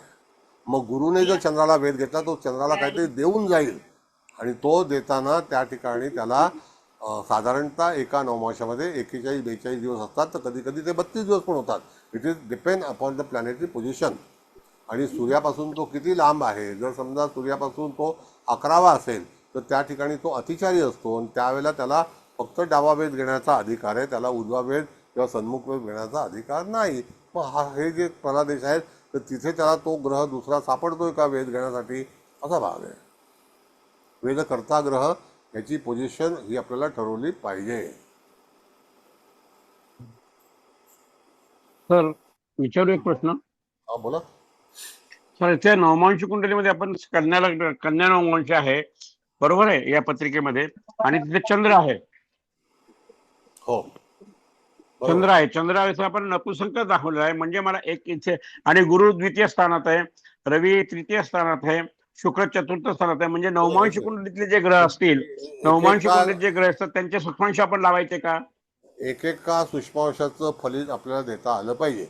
जसं मी सांगतो नपुंसकांशामध्ये चंद्र असेल तर त्या ठिकाणी चंद्र हा तेवढा बलवान नसून तो व्यवहारी आहे. नपुंसकांश हा कन्या नवमाशी संबंधित आहे. मग कन्या नवमास रिलेटेड काय करतो तर तो बुधाचा आहे. मग तो कॉम्प्रोमाइज नेचरचा आहे. कळलं? नाही नाही, मानस मला माझा अजून हे लक्षात नाही आलं की आता चंद्र नपुंसक म्हणलेला आपण हा ते म्हणतेला पण जे सूक्ष्मांश आपण नपुंसक लावायचा तर कुठला लावायचा, तो कसा लावायचा ते लक्षात नाही आलेलं माझ्या. नाही नाही, आता ऐका, चंद्र कोणत्या स्थानामध्ये आहे? तर चतुर्थ स्थानामध्ये आहे, मूळ कुंडलीला. चतुर्थ मूळ कुंडलीत चतुर्थ स्थानात आहे, इकडे नवमांशामध्ये लग्नात आलेला आहे. नाही, नाही, एक मिनिट, तो लग्नातला फलक आहे. ऐका, परत सांगतो, अगेन आय टेल यू. गेल्या वेळेला मी सांगितलं होतं की एकूण 108 नवमांश आहेत. त्या बरोबर. ठिकाणी त्याच्यामध्ये आपल्याला 12 कुंडल्या बनवत नाही, त्याच्यामध्ये 9 कुंडल्या बनवाव्या लागतात. तर 9 कुंडल्या बनवून शेवटी काय की तुम्हाला चतुर्थामधल्या चंद्राचाच फलित द्यायचं आहे आणि अच्छा. अनुराधा नक्षत्रातलंच फलित द्यायचं आहे. कारण चतुर्थामध्ये असणारं नक्षत्र हे अनुराधा आहे. तिथे तुम्हाला विशाखा किंवा ज्येष्ठा नक्षत्राचं फलित देता येणार नाही का? There is no planet at all. बरोबर बरोबर, ठीक आहे, चालेल, कळलं. जो स्थानाला सोडता येणारच नाही तुम्हाला. नवमाशामध्ये स्थान बदलतं, कारण का की आपल्याकडे 12 घराची कुंडली उपलब्ध आहे. म्हणजे मूळ कुंडलीचे स्थान बदलायचेच नाही आपण. कुठेतरी मध्येच बोलतोय, माईक चालू आहे कोणाचा तरी. घनश्याम पाठक मी त्यांचा बोलतोय सध्या, मी प्रश्न विचारतोय, मी चालू आहे. दुसरं कोणाचा तरी चालू आहे, कारण मी तर प्रश्नच विचारलेला आहे, त्यामुळे मी बोलतच होतो. आता माझा माईक मी बंद करतोय, माझा अगोदर कोणीतरी चालू होतं. बोला बोला.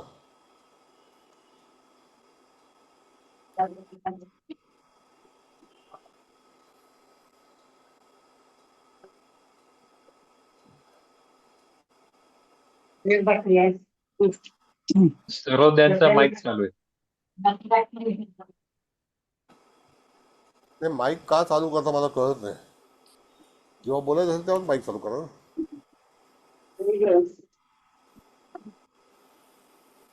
सर्वोदय चंपकलाल. हा बोला. तुमचा माईक चालू आहे. एक मिनिट हा बघतो. तुमच्या स्क्रीनवर नाही, मूट आहे. ठीक आहे, चला, ठीक आहे. ऍडमिनला दिसत असेल किंवा कुठला माईक चालू आहे कुठला नाही. बरं, विचारू सर. हा, येस, बोला ना. सर, ही पत्रिका तुम्ही काढली जी आहे ती आम्ही कशी कुठून काढायची? आता असं आहे ताई की ज्या वेळेला तुम्हाला पत्रिका बनवायची असेल, तुमची स्वतःची बनवायची असेल, तर मॅडमकडे, ताईंकडे ते सगळी गोष्ट सुविधा आहे. तर त्या तुम्हाला date of birth, time, place तुम्ही जर दिलं तर त्या तुम्हाला पत्रिका काढून पोस्ट करतील PDF. मग त्याची तुम्ही झेरॉक्स करा आणि त्याच्यानंतर तुम्ही तुमची पत्रिका पाहू शकता. किंवा ही पत्रिका जी आहे पहिल्यांदा आपण जी दिलेली आहे ती फक्त शिकण्यासाठी, पण तुम्हाला तुमच्या कुटुंबातल्या पत्रिका काढायच्या आहेत, तुमची काढायची आहे, तर तुम्ही ताईंना विचारा. ताई तुम्हाला व्हॉट्सअपवरती पत्रिका पाठवू शकते.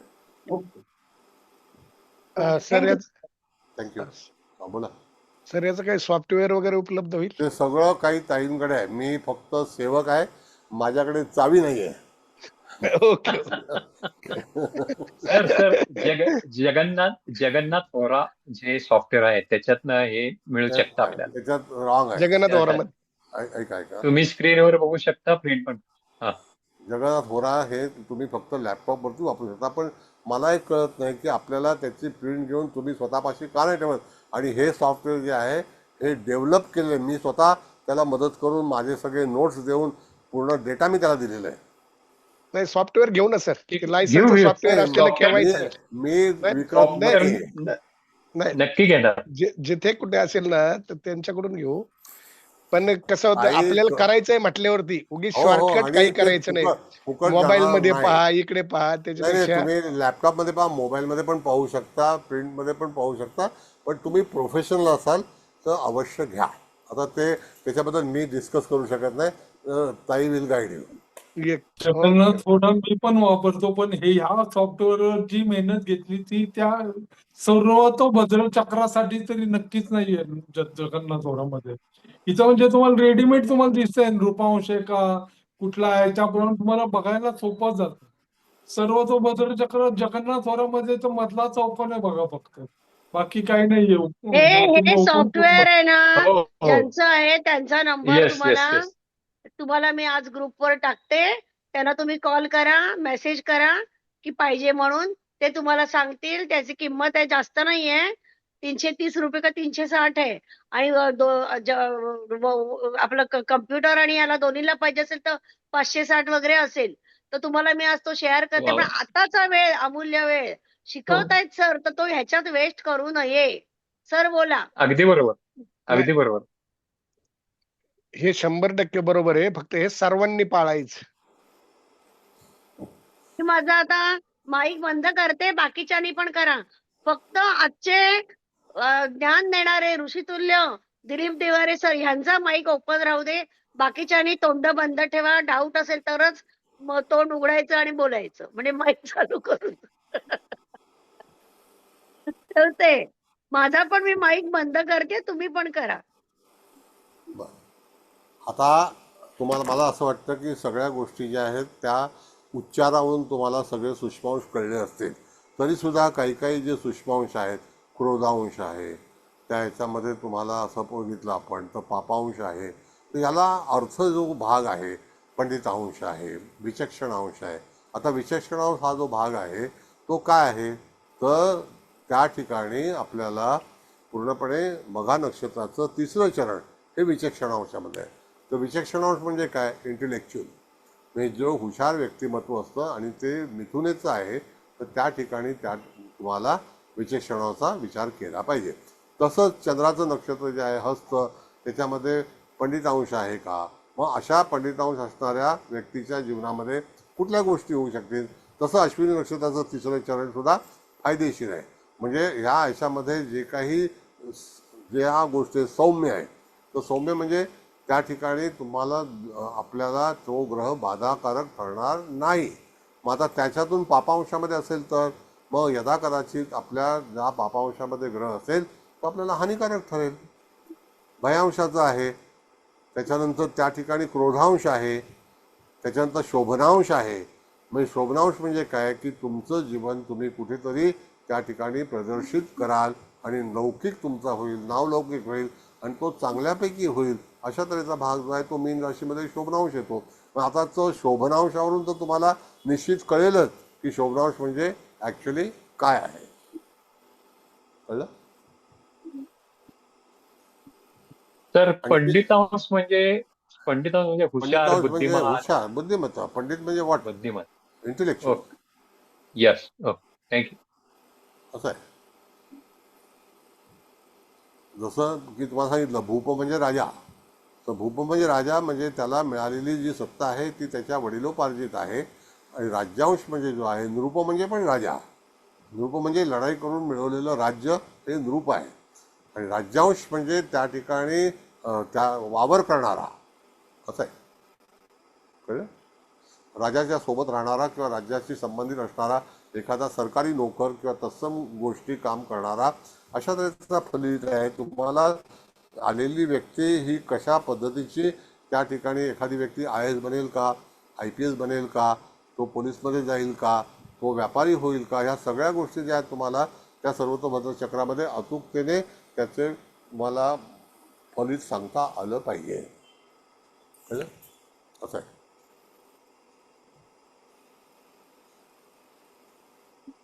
प्रश्न विचारून झाले का?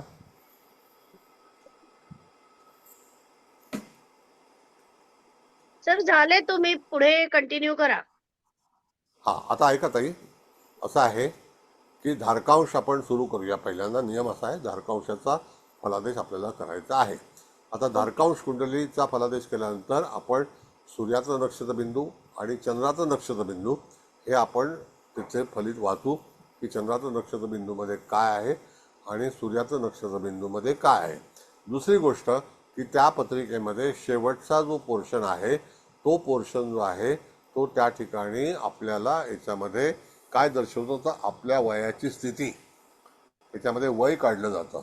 आणि त्या वयाला जर तो कधी वापरायचा असतो की एखादा बिंदू त्या वयाला जर लागू पडणार असेल तर घटना जी आहे ती त्या वेळेला होईल. त्या ठिकाणी त्या व्यक्तीला जर समजा एखादा शूल नावाचा बिंदू आहे तर आयुष्यामध्ये अशा घटना या होणारच आहेत. मग त्या ठिकाणी ती घटना केव्हा होईल, कुठल्या ग्रहाचा वेध लागेल, तर त्यावेळेला ती घटना होईल का, मग त्यावेळेला तो महिना कुठला असेल, वार कुठला असेल, तिथी कुठली असेल, आणि तो पोर्शन द्विपाद नक्षत्रात आहे, द्विपाद नक्षत्रात आहे, चतुष्पाद नक्षत्रात आहे, दिशा कोणती आहे, स्वर कोणता आहे, व्यंजन कोणतं आहे, या सगळ्याचा तपशील करूनच तुम्हाला सूर्याचं नक्षत्रबिंदू किंवा चंद्राचं नक्षत्रबिंदू वाचता आले पाहिजेत. याच्याबद्दल काही कोणाचा विचार आहे का, तर सांगा. काही कळलं नसेल तर, म्हणजे मी तुम्हाला त्याचं स्पष्टीकरण देऊ शकेन. कळलं?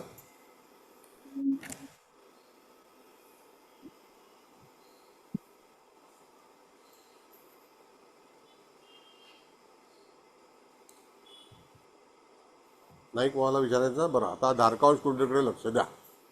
धारकांश कुंडलीमध्ये आपण जर बघितलं तर त्या ठिकाणी ताराचक्राच्या विचारावरती आपण मगाशी मंगळ पाहिला, तर तो चांगल्या अवस्थेमध्ये आहे, पण धारकांशमध्ये तो चांगला नाही.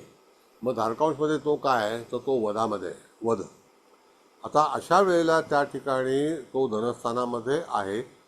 त्या ठिकाणी आपण म्हणतो की आपला जो मंगळ आहे तो वाचास्थानी आहे.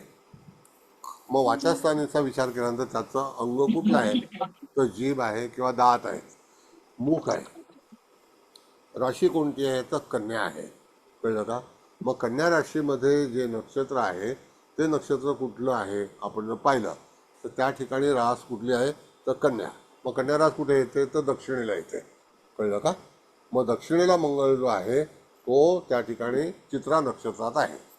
तर चित्रा नक्षत्राच्या याच्यामध्ये तो वध ताऱ्यामध्ये आल्यामुळे त्या ठिकाणी अशी एखादी घटना, इजा किंवा दाताचे प्रश्न, डोळ्याचे प्रश्न, हे जातकाचं धनस्थानावरून आपण पाहतो. उजवा डोळा, डावा डोळा, डोळे मोठे असण्याची शक्यता आहे, डोळ्याने रागावणं किंवा डोळ्याने लोकांना गप्प करणं, डोळे अतिशय ताठ आणि देखणे आणि करारी अशा तऱ्हेची डोळे असण्याची शक्यता ही अंगलक्षण आहे. आलं लक्षात? म्हणजे एक धारकांशावरून तुम्हाला इत्यादी अनेक गोष्टींचा तपशील कळू शकतो.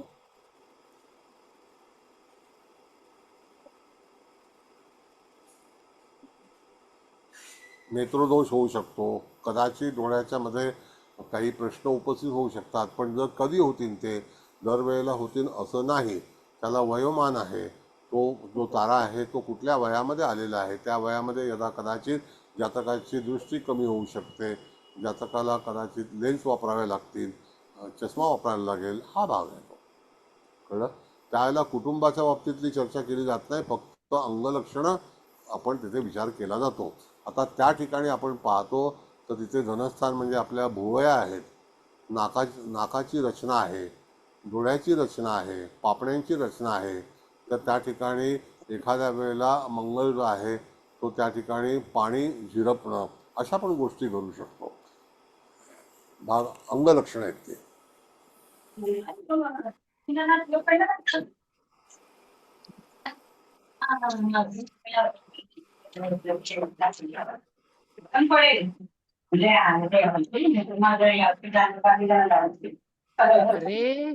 सर्व बंद केलं तुमचा माईक. रीता मॅडम, सर्वजण माईक बंद करायला सांगा ना. नाही नाही मॅडम, तुम्ही त्यांचा माईक म्यूट करून टाका. त्यांचा सर्वजणचा माईक तुम्ही म्यूट करा.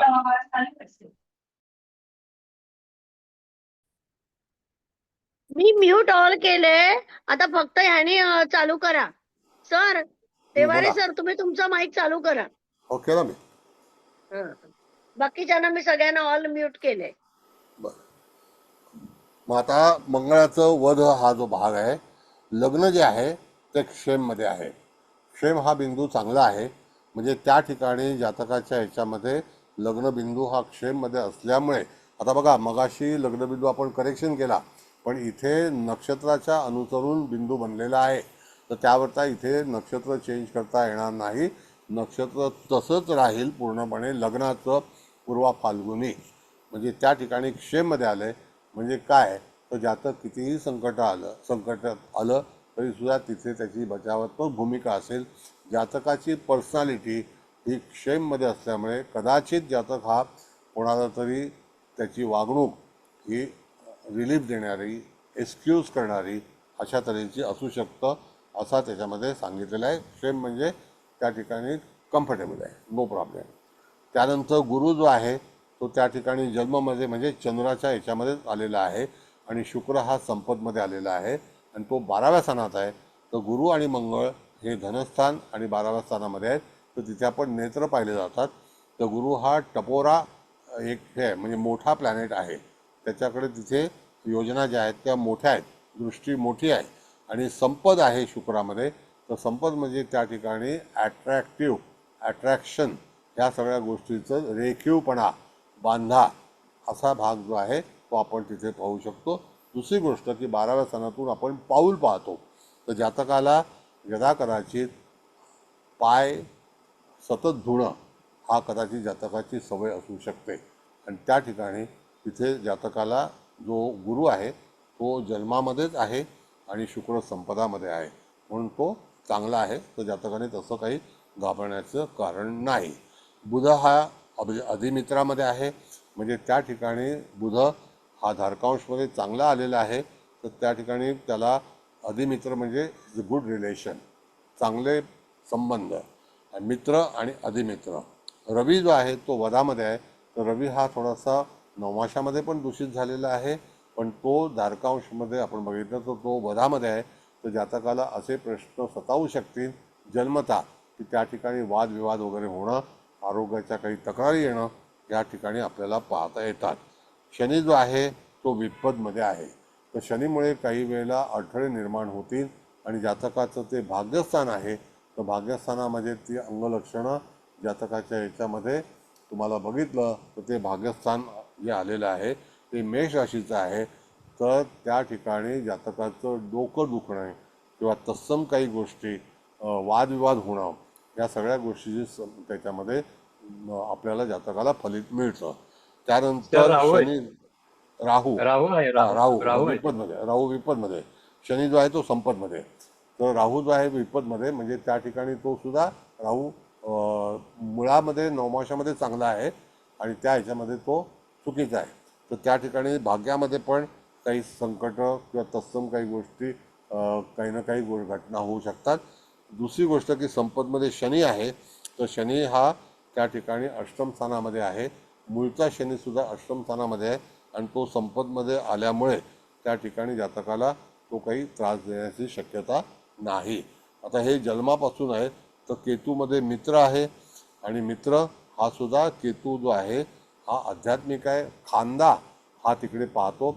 यदा कदाचित जातकाला खांद्याचे दुखणं, खांद्याचं पेन म्हणजे यातना, ज्याला आपण म्हणतो दर्द, त्या ठिकाणी वेदना अशा होण्याची शक्यता दर्शवली जाते. आता हे धारकांश कुंडली अशा तऱ्हेची आहे आणि अशा तऱ्हेची वाचायची असते. त्याला प्लॅनेटरी पोझिशन काय आहे त्याच्यावरती आपण तिथे सल्ला द्यायचा. धारकांश कुंडलीमध्ये जे धारण केलेलं आहे ती अंगलक्षणं आहेत आणि त्याच्यातले फलादेश आहेत, म्हणजे जन्म संपत विपतमध्ये. आता ह्याबद्दल कोणाला काही बोलायचं असेल तर विचारा. तर तुम्ही एवढं करेक्ट सांगितलंय, 101%. मला फ्रोझन शोल्डर आहे आणि तुम्ही खांद्याचं विकार सांगितलं. सगळं परफेक्ट. 1001% मार्क दिले हा मी तुम्हाला सर. थँक्यू, धन्यवाद. नाही, कसं आहे, कथाकथन जर तुम्ही केलं ना, पत्रिका वाचणं ही एक कला आहे आणि ही कला जर आपण शिकलो नाही तर काय वाचस्पती झालो, हे झालो, ते झालो, त्याच्यामध्ये काही दम नाही. तुम्हाला कला वाचण्याची अवगत झाली पाहिजे. नाही, पण तुम्ही जे खांदा सांगितलं, डोळा सांगितलं, डोळ्याचे आजार, 101%. तुम्हाला मी गोल्ड मेडल देणार या वेळेला आपल्या स्नेहसंमेलनात. तुम्ही यायचंय. मी देणार तुम्हाला, मी देणार आहे. I want to give you gold medal from my संस्था. बरोबर आहे, तुमचं ऑर्गनायझेशन आहे ते चांगलं पुढे होऊ द्या, चांगलं होऊ द्या. पण त्याच्यामध्ये कसं आहे की मी एक सेवक आहे, आणि मी तुम्हाला लाभार्थी गोल्ड नाही. मेडल देणार आणि तुम्हाला मी हे देणार आहे, सर्टिफिकेट मध्ये लिहिणार आहे हेच की तर काय मी नाव बोलले काल तुम्हाला, भीष्माचार्य, ज्योतिषशास्त्रातील भीष्माचार्य आणि कोहिनूर डायमंड असं लिहून काही देणार. उपयोग नाही मॅडम, काही नाही. आणि काय माहितीये का की ह्याच्यामध्ये आपल्याला काय येतंय तर ते आपल्याला लोकांसमोर मांडता आलं पाहिजे. अरे तेच मग तुम्ही समाधान आहे. तुम्ही आहात, हे सर्टिफिकेट मी तुम्हाला देणार आणि मी सगळीकडे ते शेअर करणार तर मी नावासहित. कोणाला ऑटोमॅटिक दाखवणार सगळ्यांची तोंड बंद होतील. मी कोणाला दाखवणार सर्टिफिकेट? आता काय कशाला आहे आपण, हे अरे फेसबुक वर टाकलं की सगळीकडे धडाधड धडाधड जातं ते. मॅडम व्हायरल ऑलरेडी व्हायला त्यांच्या वेळ नाही लागत. मॅडम ऑलरेडी त्यांच्या 7,500 लोकांकडे ऑलरेडी ते त्यांच्या हे गेलेले आहेत. त्यामुळे अगोदर 7,500 मध्ये अजून त्यांची प्रसिद्धी होईल आणि मग तुमच्या चांगलं आहे ना.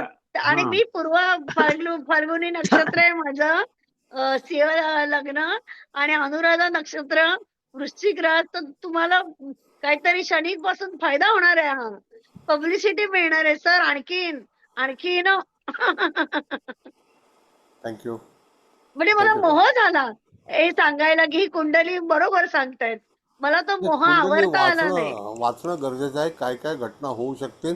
आता काय गमत आहे मॅडम की आपल्या जीवनामध्ये पॉईंट टू पॉईंट आणि सेकंड टू सेकंड अशा घटना होत असतात आणि त्याला आपली कुंडली ही जबाबदार असते.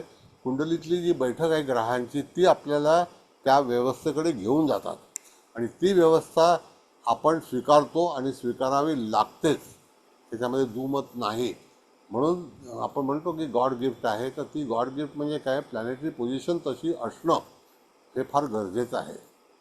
आणि ती प्लॅनेटरी पोझिशनसुद्धा तुम्हाला सगळ्या भर फिरवते सगळ्या ठिकाणी.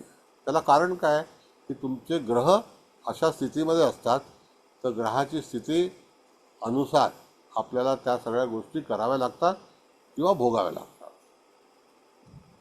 असं आहे. वेद हे करताना तर आणखी इंटरेस्टिंग होईल. वेदाचा जो काही भाग आहे तो इन फ्युचरमध्ये कुठल्या गोष्टी होऊ शकतील, कुठला ग्रह कोणाला वेध लावणार आहे, तो ग्रहाचा महिमा काय आहे, तो कधी येणार आहे. बरेचसे ग्रह जे आहेत ते 30-30 वर्षानंतर तिथे जातात, पण त्याच्यानंतर त्यांचा जो वेध करण्याचा जो प्रकार असतो तो किती अंशाने कुठल्या वेळेला, कुठल्या घटनेला, कुठल्या महिन्यामध्ये तो घडणार आहे त्याचं पूर्णपणे गणित आपल्याला करता येतं आणि त्याच्यावरती फलित आहे. गणित आणि फलित दोन्ही आहेत त्याच्यामध्ये. बरं, आता हे समाधान झालं तुमचं. त्याचा दुसरा भाग होय जो सर, आहे. होय, ओके. समाधान झालं. म्हणजे आम्ही सूक्ष्म दशेवरून आम्ही फलित काढतो आणि तेही 100% बरोबर येतं. रेकॉर्ड आहे आमचा. पण हे आणखीन वेगळं असून तेही छान आहे असं मला म्हणावंसं वाटतंय की अंग वेगळं नवीन शिकायला मिळालं सगळ्यांनाच आम्हाला. आणि जे नक्की. जॉईन आता झाले त्या जसं सगळ्यांना मी आभार मानते की तुम्ही पण माझ्या बरोबरीने प्रगती करताय. मी एकटीच नाही करत आहे, तुम्ही सगळेच माझ्या सोबत आहात. त्याच्यामुळे आय एम हॅपी. बरोबर. तर त्या ह्याच्यामध्ये कसं आहे की हे एक शाखा आहे सर्वतोपरी चक्र. ह्याच्यामध्ये मी तुम्हाला मागेच सांगितलं की महादशा ही 1920 साली निर्माण झाली. त्याच्या अगोदर महादशा अष्टोत्तरी होती. म्हणजे अशा अनेक योजना आहेत की त्याच्यामध्ये वेगवेगळ्या तऱ्हेच्या महादशांचा उपयोग केलेला आहे. त्याचं गणित आहे, तो त्यांचा आधार आहे. जेमिनी महादशा वेगळी आहे, चर महादशा वेगळी आहे, मग अष्टोत्तरी महादशा वेगळी आहे. आता अष्टोत्तरीमध्ये केतूची महादशा येत नाही, फक्त राहूपर्यंतच्या महादशा आहेत. आता ते का येत नाही तर त्यांचा निर्णय आहे. जसं आपण म्हणतो की आर्द्रा नक्षत्र राहूचं नक्षत्र आहे, त्याला विश्वोत्तरीमध्ये राहूची दशा सांगितली, पण अष्टोत्तरीमध्ये सूर्याची दशा सांगितली. काय करणार तुम्ही? ते त्यांचे विचार आहेत ना. That you can't. असं आहे. आलं लक्षात? बरं, आणखी कोणाला काही विचारायचं आहे का मी पुढे हे करू प्रवास? जरा अरे पुढे पुढे चिकित्सा प्रवास.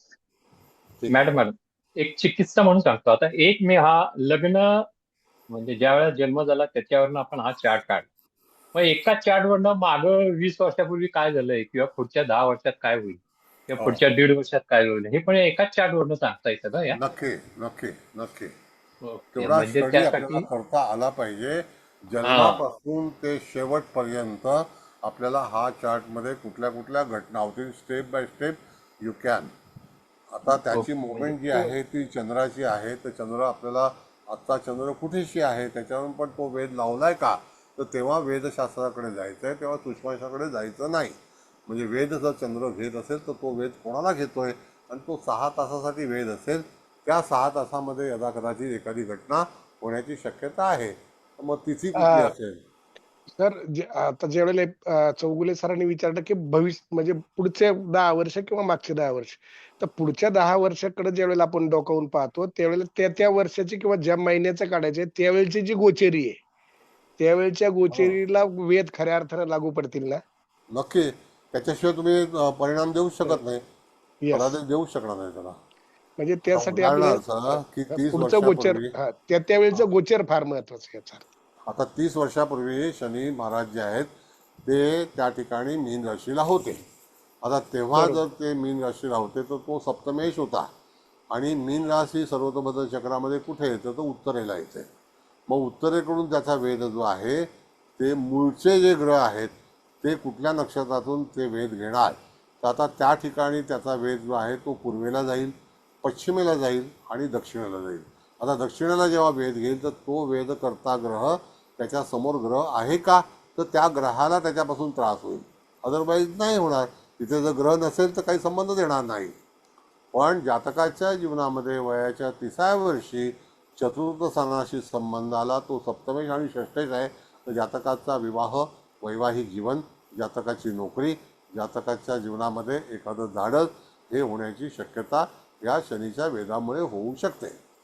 आणि ती कधी होईल तर एका नवमाशामध्ये शनी महाराजांचं भ्रमण हे 110 दिवसाचं असतं, तर विदिन 110 डेजमध्ये एखादी घटना होण्याची शक्यता आहे. आणि कधी कधी असं असतं की त्यावेळेला समोरून जाणारा गोचरीचा ग्रह, गोचरीचा शनी, मूळचा ग्रह हे एकमेकाच्या टकरावमध्ये म्हणजे कॉम्पिटिशनला आहेत का, ते एकमेकाला वेध घेत आहेत का, याचा सुद्धा फलादेश आपल्याला त्यावेळेला काढला पाहिजे. आणि तेव्हा तुमची कुंडली असणं गरजेची आहे. कळलं? येस. मग त्याची ग्रहांची जी गती आहे ती गती व गुरु 12 वर्षी, 24व्या वर्षी, मग 24व्या वर्षी गुरु जो आहे तो कर्केला होता.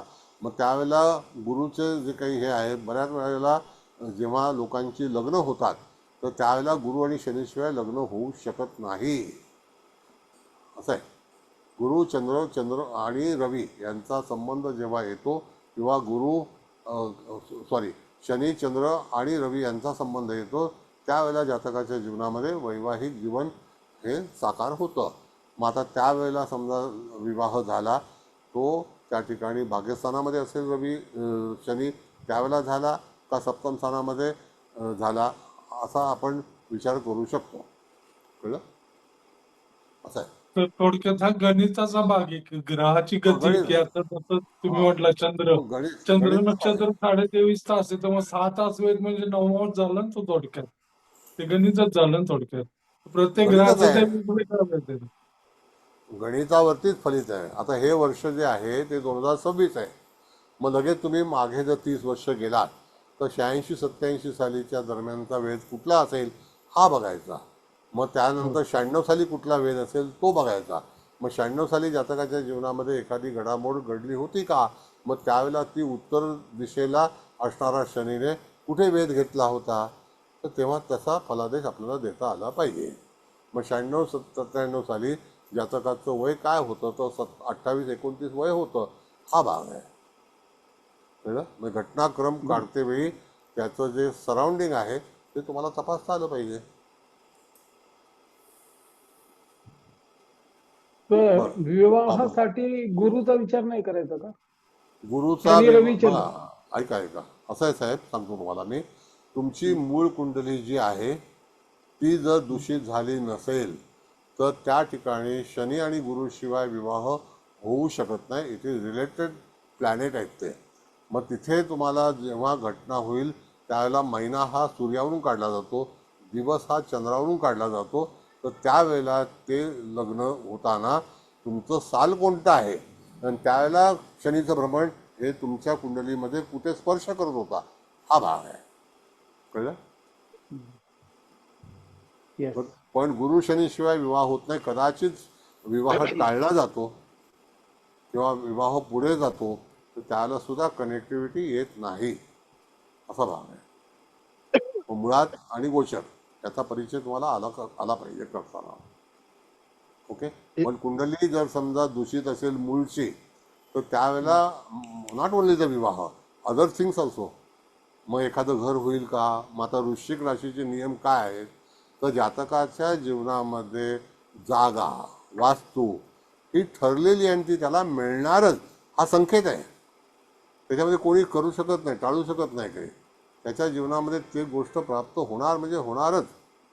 म्हणून ते नियम राशींचे आहेत. कळलं? मग त्याच्यामध्ये तुम्हाला नियम असे आहेत की कुठल्या लग्नावरती व्यक्ती जन्माला आले त्याच्या कुटुंबामध्ये अमुक एक व्यक्ती जी आहे ती जन्माला येणारच. हे कनेक्टिव्हिटी DNA त्याचा हो, हे पण शिकायचं आहे. असं आहे. मग ते तर लग्नात थोडक्यात दूषित कुंडली कशी ओळखायची? दूषित एखादा शनी राहूची युती आहे, गुरु राहूची युती आहे, समजा शनी मंगळाची युती आहे, शनी मंगळ समसप्तक योग आहे, तर त्यावेळेला जातकाला संघर्ष जास्ती करावा लागतो. दूषित म्हणजे काही कंप्लीट कुंडली ही वाया जात नाही, पण she has to struggle lot for getting something. असं आहे ते मूळ कुंडली होतं. मग त्याच्यामध्ये पण सूक्ष्मांशामध्ये जर एक ग्रह एकमेकाच्या समोर आले असतील तर तुम्हाला जे मधला जो पार्ट आहे आकाशाचा त्याच्यावरती कळेल की खरोखर एखादी कुंडली संघर्षमय आहे का. तर त्याला संघर्ष करावाच लागेल आणि ते कायमस्वरूपी आहे. कधी कधी एखादी गोष्ट आपल्या भाग्यात असेल पण ती आपल्याला मिळत नाही. त्याला कारण काय आहे? तर सर्वतोपरी चक्रामध्ये दिशेच्या अनुसरून जन्माच्या वेळेला जर समसप्तक योग झाले असतील, सामोरे झाले असतील किंवा युती असेल तर त्यावेळेला सुद्धा काही घटना ज्या आहेत त्या विलंबाने होऊ शकतात किंवा आपल्याला यश मिळत नाही. कळलं? Yes, thank you.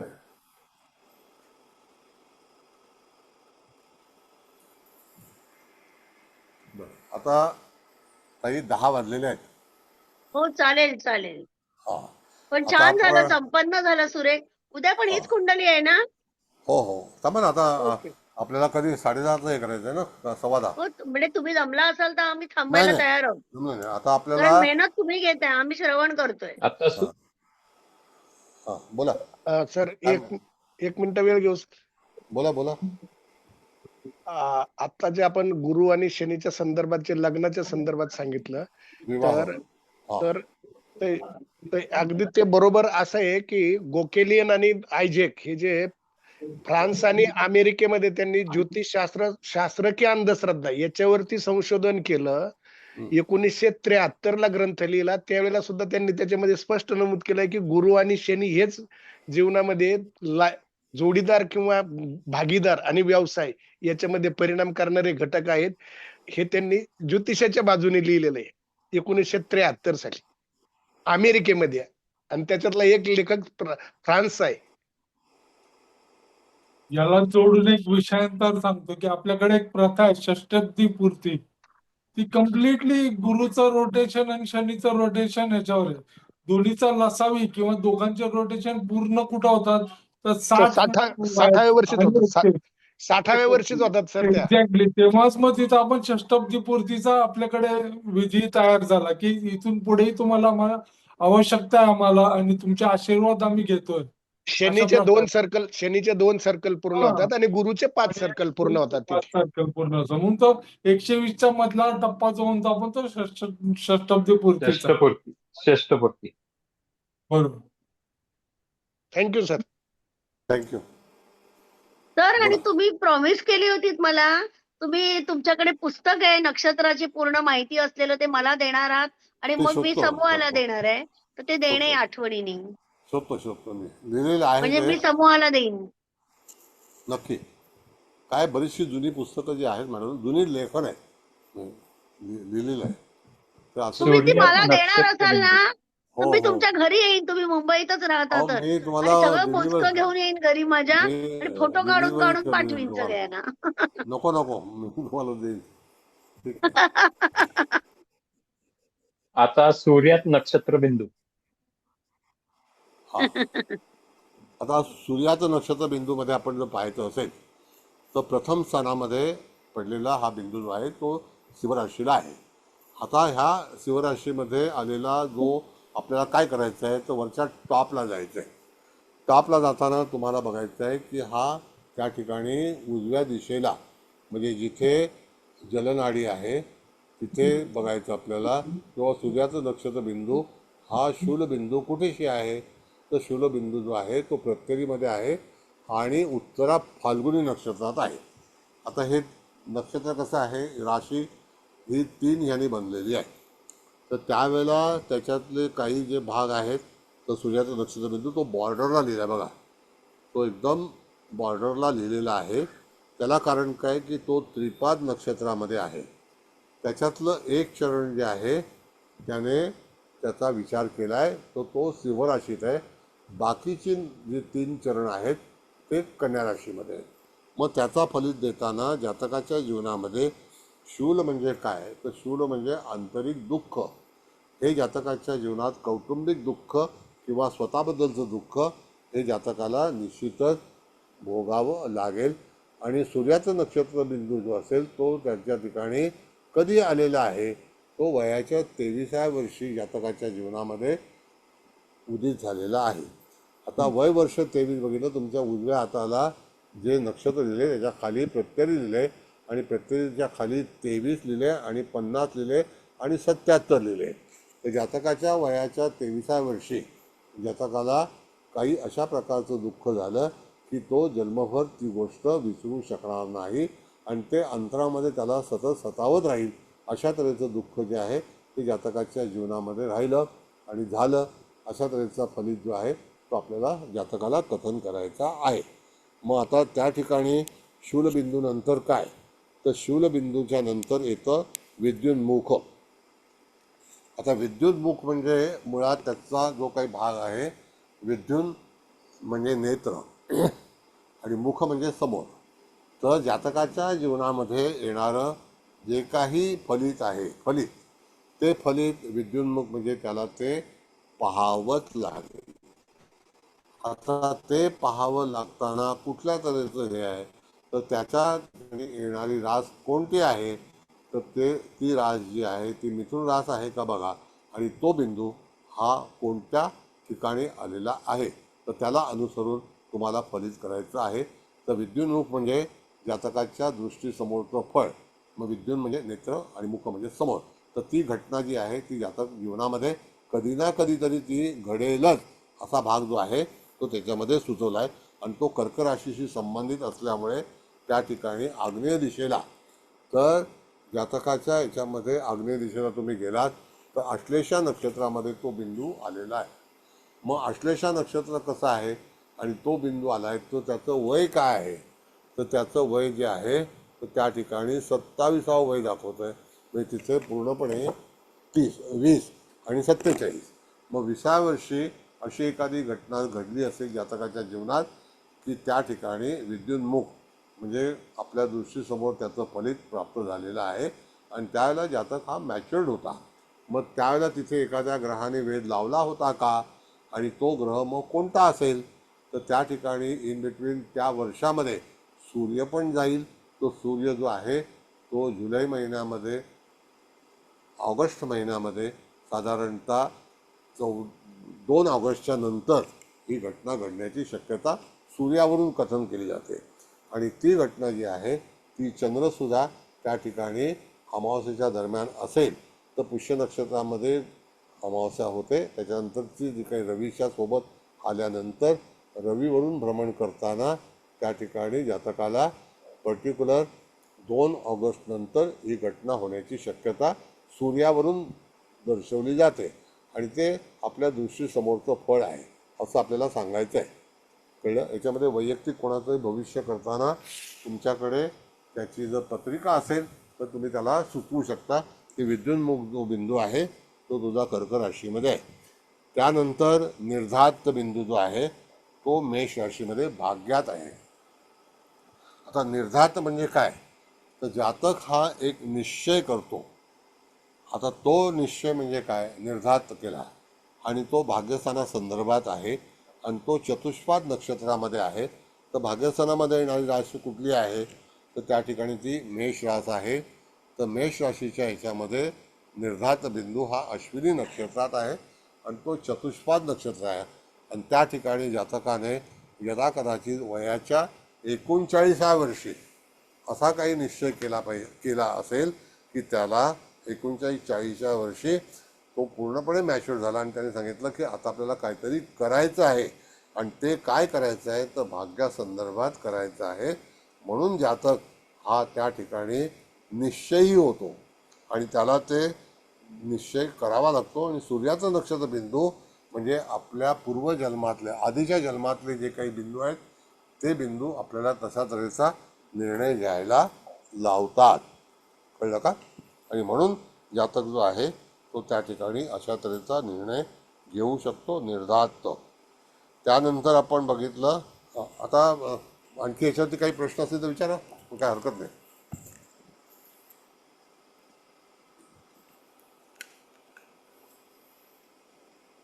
एकोणचाळीस कुठं आलं दिसलं नाही. असं आहे की जेव्हा निर्धास्त बिंदू आहे 12 वर्ष, 39 वर्ष आणि 66 वर्ष. हा. तर 39, 12 आणि तुम्ही अश्विनी नक्षत्राकडे जा, तिकडे वय लिहिलेलं आहे. Yes correct. बरोबर आहे. आता अश्विनी नक्षत्रामध्ये सूर्य कधी असतो तर 14 एप्रिलला येतो. बरोबर आहे.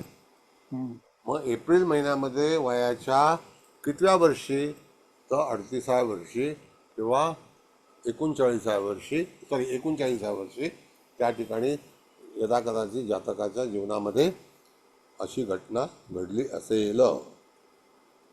तो निर्णयात्मक भाग असतो. म्हणून प्रत्येक वेळेला जेव्हा रवीचं भ्रमण असतं ते कोणत्या राशीतून जातं त्यावेळेला जातकाच्या जीवनामध्ये असे प्रसंग येतात की त्याच्यावरती तो निर्णय घेतो. कळलं? रास आणि त्यानंतर रास आणि नक्षत्र पण बघायचं ना. नक्षत्र म्हणजे नक्षत्रामध्ये ग्रहाची एंट्री कधी होते. येस, ग्रह आणि नक्षत्र दोन्ही. Yes.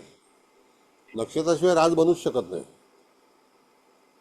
नक्षत्राशी संबंधितच सर्वतोभद्र चक्र आहे.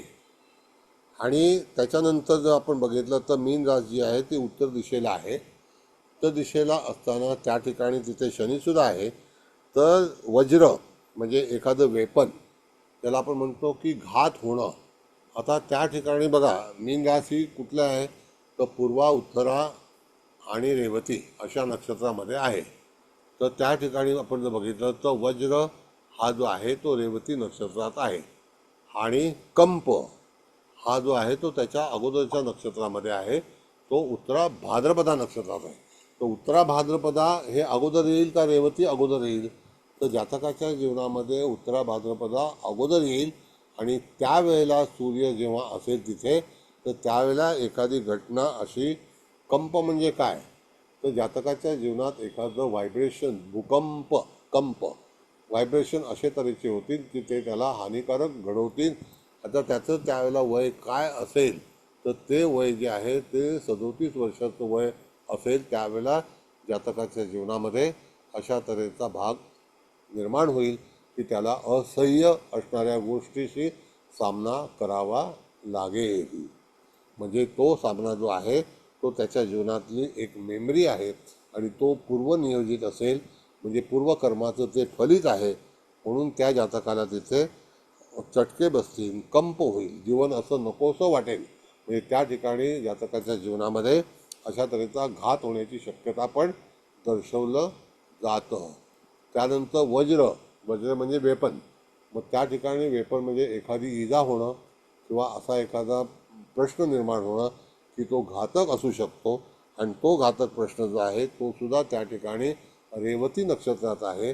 तर रेवती नक्षत्रात असल्यामुळे त्या ठिकाणी आर्थिक हानी होण्याची शक्यता अशी दर्शवली जाते. आणि ते पूर्वजन्मीचं फळ आहे. तर जातकाला जे संग्रहित केलेलं धन किंवा सोनं चोरीला जाणं, सोनं आपल्यापासून दुरावणं अशा गोष्टी ज्या मीन राशी ही सोन्याची आहे. तर त्या ठिकाणी त्यावेळेला जातकाला रेवती नक्षत्र असं सांगतं की त्या ठिकाणी जातकाचा घात होणं, वज्र होणं, वज्र म्हणजे घात आणि वज्र म्हणजे वेपन, एखादी इजा होणं अशा गोष्टी होऊ शकतात. त्यानंतर हे सगळं झाल्यानंतर जातकाला उल्का नावाचा बिंदू आहे. तो उल्का म्हणजे आपल्याला उल्का कधीही पडताना दिसते पण ती आढळत नाही. आणि तिचं जे भ्रमण आहे ते कुंभराशीमध्ये आहे. तर ते भ्रमण कुंभराशीमध्ये आपण जर उल्का बघितली तर त्या ठिकाणी पूर्वा भाद्रपदा नक्षत्रामध्ये वयाच्या 36व्या वर्षी आहे. तर ती उल्का कशी बघायची, तर जातक हा आशावादी असतो आणि त्यावेळेला त्याची आशा पूर्ण होत नाही, त्याला तिचं दुःख होतं. म्हणजे एखादी आस लावून आपण जेव्हा बसतो आणि त्यावेळेला त्या ठिकाणी जातकाच्या जीवनामध्ये उल्का आलेली असते, तर उल्का म्हणजे भास होणे, पण फलित मिळत नाही. मग कधी कधी जातकाच्या जीवनामध्ये असे काही प्रसंग येतात की त्याच्यातून त्या जातकाला निश्चितच निराशा ही घडू शकते, होऊ शकते. असा त्याचा भाग उल्कामध्ये सांगितला. तो उल्काचा स्पष्ट भाग जो आहे तो असा आहे की उल्का म्हणजे आभास होणे. उल्का पडलेली कधीही सापडत नाही, उल्का समुद्रात पडते पण ती दिसते. आणि ती उल्का पाहण्यासाठी सिंहराशी जेव्हा उदित असते किंवा धनुराशी जेव्हा उदित असते त्याला उल्का या उत्तरेकडून आपल्याला पडताना पाहता येतात. ओके. तर उल्का हा नंतर जातकाचा केतू हा जो बिंदू आहे, तर केतू पॉझिटिव्ह और निगेटिव्ह दोन्ही बाबीमध्ये आहे.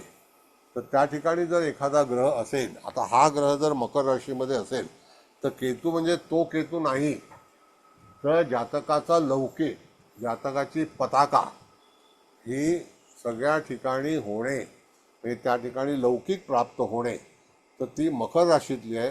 मकर राशी आहे ती पूर्णपणे कारोबारी आहे. त्या ठिकाणी मकर राशी ही कालपुरुषाला दशमात येते. म्हणून जातकाची कीर्ती आणि झेंडा, जो केतूचा एक झलक असते, झेंडा असतो. केतू म्हणजे पताका. आपण पूर्वी लग्नामध्ये पताका वापरायचो, तो एक पॉझिटिव्ह मुद्दा आहे. तर त्या ठिकाणी जातकाला मकर राशीतला म्हणजे ती उद्योगाची भाग आहे, म्हणून जातक हा उद्योगामध्ये आपलं नाव लौकिक कमावेल अशा तऱ्हेचा संकेत या ठिकाणी केतूचा सांगितलेला आहे. आणि तो कुठल्या वर्षी आहे, तर तो अगोदर आहे. मग असे हे जे बिंदू आहेत ते त्या वयामध्ये जातकाला हे करतील, किंवा त्याच्यानंतरचं जे आयुष्य आहे त्यावेळेला सुद्धा जातकाला त्याचं फलित मिळेल, पण रास ही मकरच असेल हे निश्चित आहे. त्यानंतर सन्निपाद. तर सन्निपाद हा बिंदू जो आहे तो एखादी घटना अगेन अँड अगेन जेव्हा होते तर त्यावेळेला जातकाला त्या घटनेला सामोरं जावं लागतं. तर ते सामोरं जाताना जातक हा वारंवार अशी एखादी घटना होते तर त्याला कारणीभूत पण असं असतं की तिथून जेव्हा त्या वर्षी सूर्य जाणार असेल त्यावेळेला त्याच्यामध्ये घटना ही वारंवार होत जाते. अशा तऱ्हेचा संकेत हा त्या ठिकाणी जे काही आपले सूर्याचं नक्षत्र बिंदू आहेत तर ते आपल्याला दर्शवतात. आता जर कोणाला काही विचारायचं असेल तर त्याला अनुसार वय आणि घटना, पण याच्यामधला शूल नावाचा जो बिंदू आहे तो अतिशय कष्टदायक आहे एवढं नक्की. नंतर सन्निपात हा जो आहे तो एखादी घटना वारंवार होणं. जर त्याच्यामध्ये एखादा ग्रह असेल तर त्या ग्रहाला, म्हणजे त्या पर्टिक्युलर नक्षत्रामध्ये ग्रह असेल तर त्या ग्रहाला अनुसरून त्या ठिकाणी ती घटना त्या ग्रहामुळे कदाचित जातकाच्या जीवनात पॉझिटिव्ह और निगेटिव्ह ही होऊ शकते. पण आता त्या ठिकाणी ह्या पत्रिका बनवणाऱ्याला सगळं मटेरियल दिलं होतं, पण त्यांनी ते ग्रह लिहिण्याचं राहून गेलेलं आहे. कदाचित त्याच्या प्रोग्राममध्ये ते स्वीकारले नसतील. कळलं? बरं, आता हे आपण सूर्याचं नक्षत्र बिंदू वाचलेले आहेत. पुढच्या वेळेला आपण चंद्राचं नक्षत्र बिंदू वाचू. आणि आता जर तुम्हाला काही विचारायचं असेल तर अवश्य विचारा. Will discuss. सर नमस्कार. नमस्ते. तर हे सगळं हे आता सूर्याचं नक्षत्र बिंदू कुंडली जी आहे याच्यामध्ये शूल, विद्युन्मुख वगैरे हे जे आहेत ते लग्न, व्यय, भाग्य या क्रमाने आलेले आहेत. म्हणजे हा क्रम धारकांश मध्ये जर बघाल तर तिथे उलटा क्रम आहे. म्हणजे नाही असं वाटलं मला. धारकांशाचा संबंध नाही आहे त्याच्यात, म्हणून नाही, धारकांश हा सेपरेटच पार्ट आहे. हो, पण तिथे क्रम वेगळा आहे. असं हा जो म्हणजे तो त्या क्रमाने येणारच नाही. आता हा. सूर्याचं नक्षत्र बिंदूचं कोष्टक जे आहे ना साहेब, ते हो. सूर्य ज्या राशीमध्ये असेल जन्माच्या वेळेला त्याच्यापासून 8वं नक्षत्र हे कोणतं आहे, तर त्यालावरती तुम्हाला तपशील दिलेला आहे तो. हो सर, थँक्यू. हो, बोला.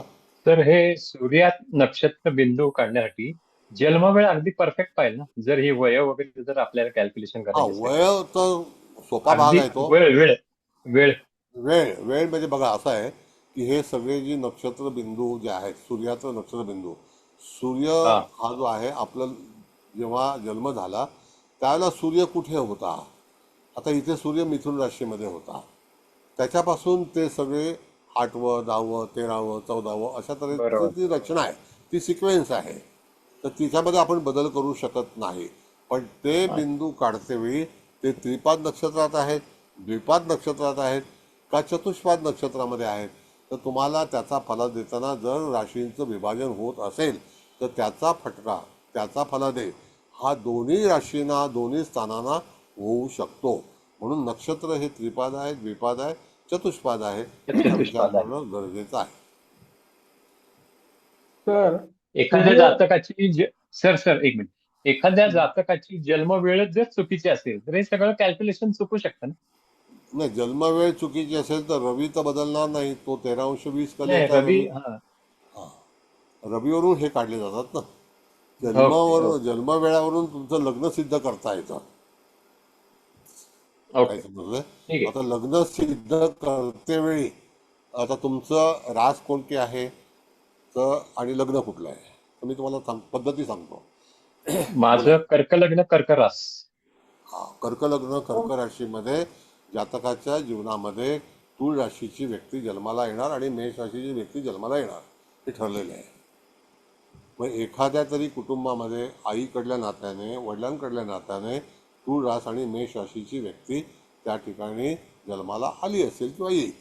मुलगा असेल, मुलगी असेल, ओके आहे का? कर्क लग्न मीन नाही राशीला नाही नाही, एक मिनिट, पहिले एकेकाचं होऊ दे. हा सर माझ्या ते मुलाची रास मीन आहे, मुलाची रास मीन आहे.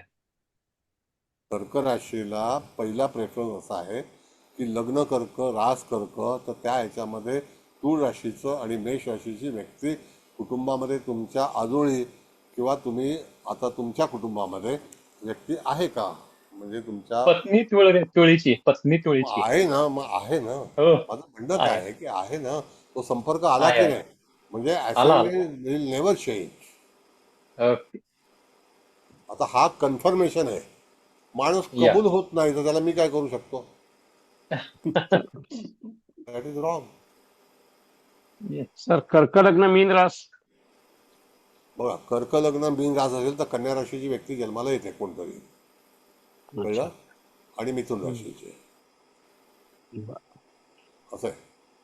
हम्म. मग मिथुनेचा आणि कन्येचा आणि धनुचा ह्याचा संबंध येतो, हो कळलं का? हे नियम आहेत. ते नियम तुम्हाला प्राथमिकमध्ये शिकवले पाहिजेत. ते आता शिकवून काय उपयोग करणार, असं आहे ना. सर ते हा. सूर्यात नक्षत्र बिंदू मधले ग्रह लिहायचे राहिलेत म्हणलात ना, ते सांगितले तर आम्ही आमच्या पत्रिकेत लिहून घेतो. हा, तुम्ही लिहू शकता हो, पण काय गंमत आहे, त्या सॉफ्टवेअरवाल्याला मी दिलं होतं पहिला तो ग्रह लिहायचा, नंतर त्याने काय शॉर्टकट मारला, आपलं हे करून टाकलं. ते नाही मग त्याला तुम्ही आता सगळं सांगितलं तर हा पत्रिकेमध्ये लिहू शकतो ना.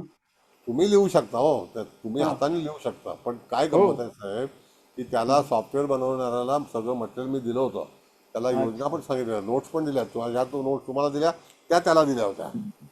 एवढे चांगलं नातं होतं, हे एका व्यक्तीने ते नातं दूषित केलं. आता मी त्याच्याबद्दल काही मला काही दुःख नाही, मी दुःख करणाराच माणूस नाही आहे. ठीक जो आहे हो रहा है वो अच्छा हो रहा है, जो होगा वो अच्छा होगा. आता जो होगा वो अच्छा होगा म्हणजे आम्हाला ताई भेटल्या, आमचा अच्छा होगा म्हणून भेटल्या, नाही तर भेटल्या नसत्या, असं आहे ना. जो बरं. हुआ अच्छा होगा, जो होगा अच्छा होगा. म्हणून कुठल्या आमचं अच्छे गोष्टीची झालं बा. वंचित राहायचं नाही. आमचं अच्छे झाले, अच्छे अच्छे दिन आ गए हमको. नहीं, अच्छे दिन आएंगे, आपल्या अच्छे दिन आ सर, गए. आपल्या समूहात मोदी कोण आहे अच्छे दिन यायला? मोदी कोण आहे? मोदी तुम्ही आहात, तुम्ही आहात मोदी. तुमच्यामुळे अच्छे दिन आले, त्यामुळे आम्हाला देवारे सर भेटले, नाहीतर भेटले नसते. सर आपल्याला ते तुम्ही बोललात कोणी हिने सुचित्रा शिवलेनी विचारलं की याच्यावरून गेल्या जन्माचे पण कळतं ना. हो, ते मग सांगता आम्हाला येईल. पुढच्या भागात जरा गेला जन्म सांगा ना नाही, माझा सांगू कोणता सांगूया होता तो. सांगूया सगळं सांगता येईल हो मॅडम. कशाला चिंता करता, सांगता येईल. थोडासा पोर्शन तुम्ही डेव्हलप करा ना. पेशन्स हो, पाहिजे. चालेल. तर ठीक नाही आहे मला आता. स्वतःला इंटरेस्ट आलाय कोण होती मी गेल्या जन्मी ते ऐकण्याच्या. आता असं आहे मॅडम, बघा, जन्म हा जो आहे जन्मोजन्मीच्या गाठी आहे. त्या ठिकाणी आपण काय ठरवतो, तर जन्म आपला आता तुमचा सिंहलग्नामध्ये जन्म झालेला आहे. हा एक पुरुषप्रधान लग्न आहे, कळलं का? मग पुरुषप्रधान लग्न म्हणजे इथे मुलाची पत्रिका असं असण्याची शक्यता आहे. मग तुमच्या ॲक्टिव्हिटीज ह्या मुलाप्रमाणेच आहेत. मग त्या ठिकाणी समजा हां, ज्या सगळ्या ॲक्टिव्हिटीज आहेत, तुमचं वागणं आहे, तुमचं बोलणं आहे, तुमचं चालणं आहे, तुमचे जे काही काम करण्याची पद्धती आहे, ते like the person, man, you are not a woman, असं आहे. तर त्या ठिकाणी पूर्वजन्माचा जो भाग आहे ना मॅडम, तर तो जरा व्यवस्थित समजावून तुम्हाला मी सांगेन आणि तो सगळ्यांसाठी उपयोगात पडेल. त्याच्यामध्ये आपल्याला ह्या सगळ्या गोष्टी प्रपंचामध्ये कोण जन्माला येईल, कुठल्या नात्याने येईल, कशा राशीचं असेल, हे सगळं सांगता येतं. पण काय गमत आहे, हे सगळं पुस्तकामध्ये लिहिलेलं नाही आहे. हे नाही पण शिकवा. आम्हाला ते शिकायला आवडेल हो सर, सगळ्यांना हे आवडेल, शिकवा ना. सगळ्यांना. मी तर तर मला म्हणते तर मला एक प्रश्न होता बोला. की तुम्ही जेव्हा पूर्वजन्माचं सांगाल त्यावेळेला आपल्याला हे कळतं का की एखाद्या ब्राह्मण कुटुंबात जन्माला आला आहे माणूस, मुलगी, पण तिचं ते इंटरकास्ट होऊन ते दुसऱ्या कास्ट मध्ये जाते, मग त्याला काहीतरी त्यांचं कुठे म्हणजे काय असतं हे त्याच्यामुळे असं होतं ते. नाही, सांगतो. आता असं आहे मॅडम, की काही वेळेला इंटरकास्ट हा जो प्रकार आहे, हा हा आता उच्च शिक्षित झाल्यामुळे झाला, कळलं का? पूर्वी हा प्रत्येक मनुष्य आपापल्या समाजामध्ये जास्ती बांधणी करायचा, म्हणजे जास्ती हे करायचा. कुठलाही समाज वागत, प्रत्येकाला आपल्या समाजाचा अभिमान असणं गरजेचंच आहे हो आणि तो असतो. असावा, नक्की. हा पण हा आता जर समजा तुमचं म्हणणं आहे की पुढच्या जन्मामध्ये तुमची कास्ट नाही ठरवली जात, किंवा मागच्या जन्मात कास्ट ठरवली, कास्ट ह्या आपण निर्माण केलेली आहे, कळलं हो का? बरोबर. बरोबर. हा पण तुम्ही सुखी होतात का दुःखी होतात, तुमचे प्रसंग काय होते, तुम्हाला कुठल्या घराण्यामध्ये तुमचा जन्म झाला होता. आता पूर्वीच्या काळ जर तुम्ही इतिहास वाचला, तर हा उदाहरणार्थ मी तुम्हाला सांगतो की ताजिक पद्धतीमध्ये हे 500 वर्षापूर्वी ताजिक निर्माण झालं, तर त्या दरम्यान काळ वेगळा होता. 5000 वर्षापूर्वी काळ वेगळा होता. आता 500 वर्षापूर्वी काळ वेगळा, त्याच्याने त्यांनी फलित केलं. त्याच्या अगोदर पण ज्योतिष होतं, हा त्यावेळेला पण काही गोष्टी होत्या, तर त्याचे परिणाम वेगळे होते. त्यावेळेला योजना होत्या काही. आता त्यांच्या ज्या योजना होत्या, त्यांच्याकडे कला होत्या, आज आपण पाहतो संस्कृती होती, ती भिन्न भिन्न होती, कळलं का? मग एखादा राजकुमार असेल किंवा राजाच्या कुटुंबात जन्माला आला असेल, धनवान कुटुंबात जन्माला आला असेल, विद्वान कुटुंबात जन्माला आला असेल, असं सांगू शकतो आपण, कळलं? एनिवे, आता इत्यादी काही प्रश्न असतील तर सांगा आणि नंतर आपण समारोप करू. नाही, झालं सगळं. आता पुढच्या जन्माचाच प्रश्न आहे आणि आधीच्या जन्माचा नाही नाही, आता सोडवून ते होऊ द्या. चंद्राचं नक्षत्र बिंदू पण आहेत ना मॅडम. हो ते हो करायचंय, पण मी आपलं हो, सांगून ठेवते. गेला जन्म आणि माझा पुढचा जन्म पण सांगून ठेवा, तर का मोक्षप्राप्ती होणार आहे मला. त्याच्यानंतर काय आहे की सिलेबसच्या त्याच्यानंतर अनुषंगाने भाग असा आहे जसजसे मॅडम की तुम्हाला वेद पण शिकले पाहिजे. डावा वेद आहे, उजवा वेद आहे, सन्मुख वेद आहे, बरोबर. ग्रहांची स्थिती सन्मुख आहे, वेद आहे. तो कशा अवस्थेमध्ये आहे, हा असं आहे ना. मग हो. आत्ता समजा वर्तमानपत्रिका तुम्ही काढली, तर वर्तमानपत्रिकेमध्ये आता कुठल्या ग्रहाने कुठल्या ग्रहाला वर्तमान वेध लावलेला आहे तात्कालिक, तर त्यावेळेला त्या घटना काय होऊ शकतील ह्या पत्रिकेमध्ये, हे सुद्धा सूचित केलं पाहिजे ना. म्हणून बरोबर बरोबर. साहेब, आणि वेद कुठल्या ह्याला कसे लागतात, कुठल्या नक्षत्रामध्ये, तुम्हाला ते डिटेल्स तुम्ही लावलेलं आहे. आता किती लोकांनी वाचलंय ते त्यांना माहिती. वाचतोय, आम्ही वाचतोय सॉलिड एकदम. ते मला सुवर्ण पानं वाटतात तुम्ही दिलेली आम्हाला, सुवर्ण अक्षर जे काय आहे ते अप्रतिम. असं सर काही हे नाही मॅडम, हे तुमच्याकडनं आम्ही परमेश्वराचं सांगू. आहे. सर तुमचा पण हा पुनर्जन्म आहे आणि गेल्या जन्मात तुम्ही तुमच्या गुरुकुलात आम्ही सगळे शिकत होतो आणि आता पुन्हा नव्याने आम्ही तुमच्याकडे शिकतोय. हा मी तुमचा गेला जन्म आणि आमचा गेला जन्म सांगते. कसं आहे मॅडम, सांगतो तुम्हाला मी. ज्योतिष जे आहे शिकायला मी सुरुवात केली तर आमच्या काही लोकांनी सांगितलं की हा तर काय भीक मागू धंदा निवडलाय, त्याच्यामध्ये कसं काय पोट भरणार. पण माझं काम वेगळं होतं, ज्योतिषी हाऊस होते. आणि 1972 साली सहज 10 रुपयामध्ये 12 व्याख्याने त्यावेळेचं तुमच्या शनी रोडला 10 रुपयात 12 व्याख्याने कोण देतं? आम्ही जायचो, कोण नाही. शिकायचं. हा साहित्य संघात होतं का सर? साहित्य संघात नाही शनी रोडला? आपलं सेनापती बापट साहित्य संघामध्ये माझी शाळा होती तिथे हो का? केळेवाडीमध्ये. हा, केळेवाडीमध्ये शाळा होती.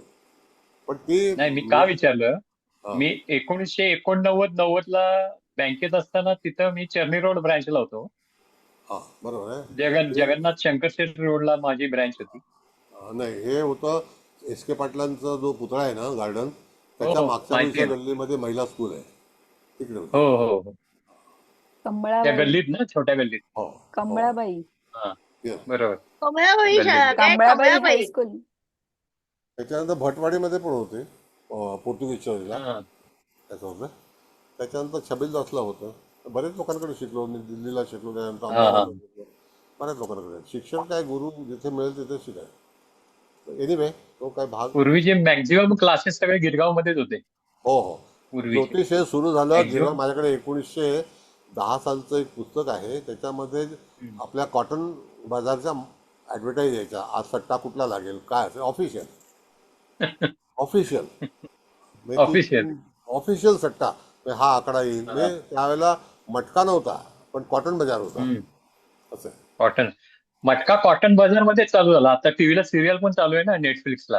हो, कॉटन बाजार मध्ये मटका चालू झाला. कॉटन घड्यामध्ये तो मार्केटचा चिठ्ठ्या भाव टाकायचा. यायचा, रोजचं तपशील यायचा की हा कुठला अंक येईल, कुठला भाव चालेल, कुठला बाजार चालेल, हे धातू कुठला चालेल, झिंक चालेल का लोखंड चालेल, सगळं यायचं. 1927 पासून ते दाखला आहे. आता नेटफ्लिक्सला जी सिरियल चालू आहे ना मटकाची, त्यात ते सगळं दाखवलं. त्यावेळेचं जेवण दाखवलंय सगळं. हो हो, म्हणजे 1960-70 पासूनच.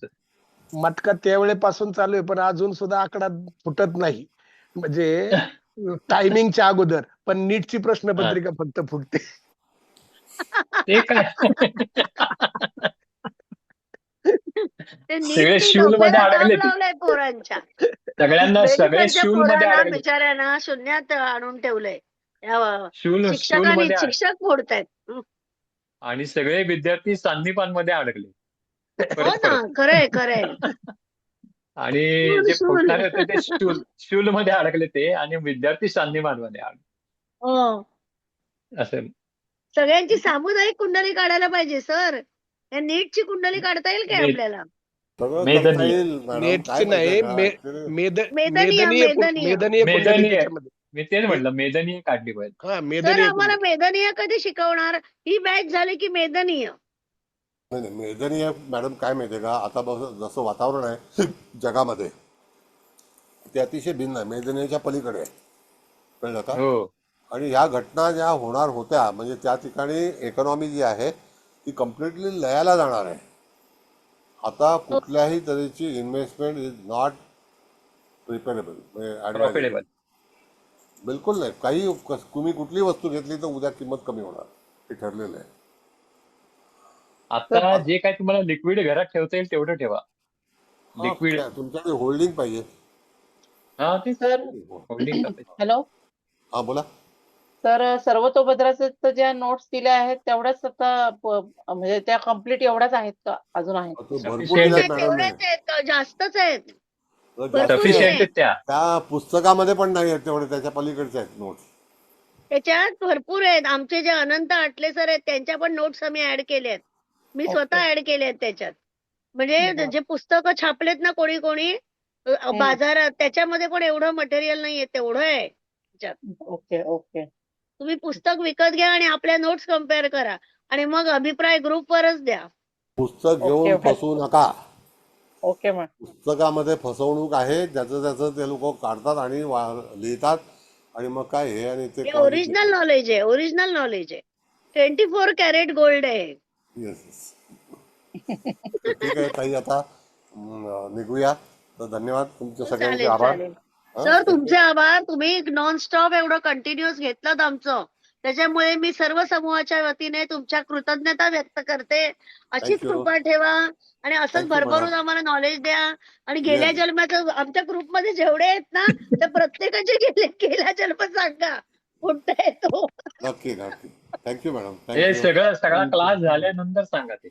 हा येस. चालेल क्लासमध्ये दिसतो. चालेल तर चालेल आज चालेल. लिंक सुद्धा लागली की आपली गिरगाव आणि बोरिवली, कांदिवली बोरिवली एरिया, म्हणजे तिकडून आपण गिरगावात भेटलेलो कदाचित आणि आता इथे ह्या एरियात परत भेटतोय. नक्कीच आपला योग होता एकत्र भेटण्याचा. तू बरोबर. गिरगावात राहते का?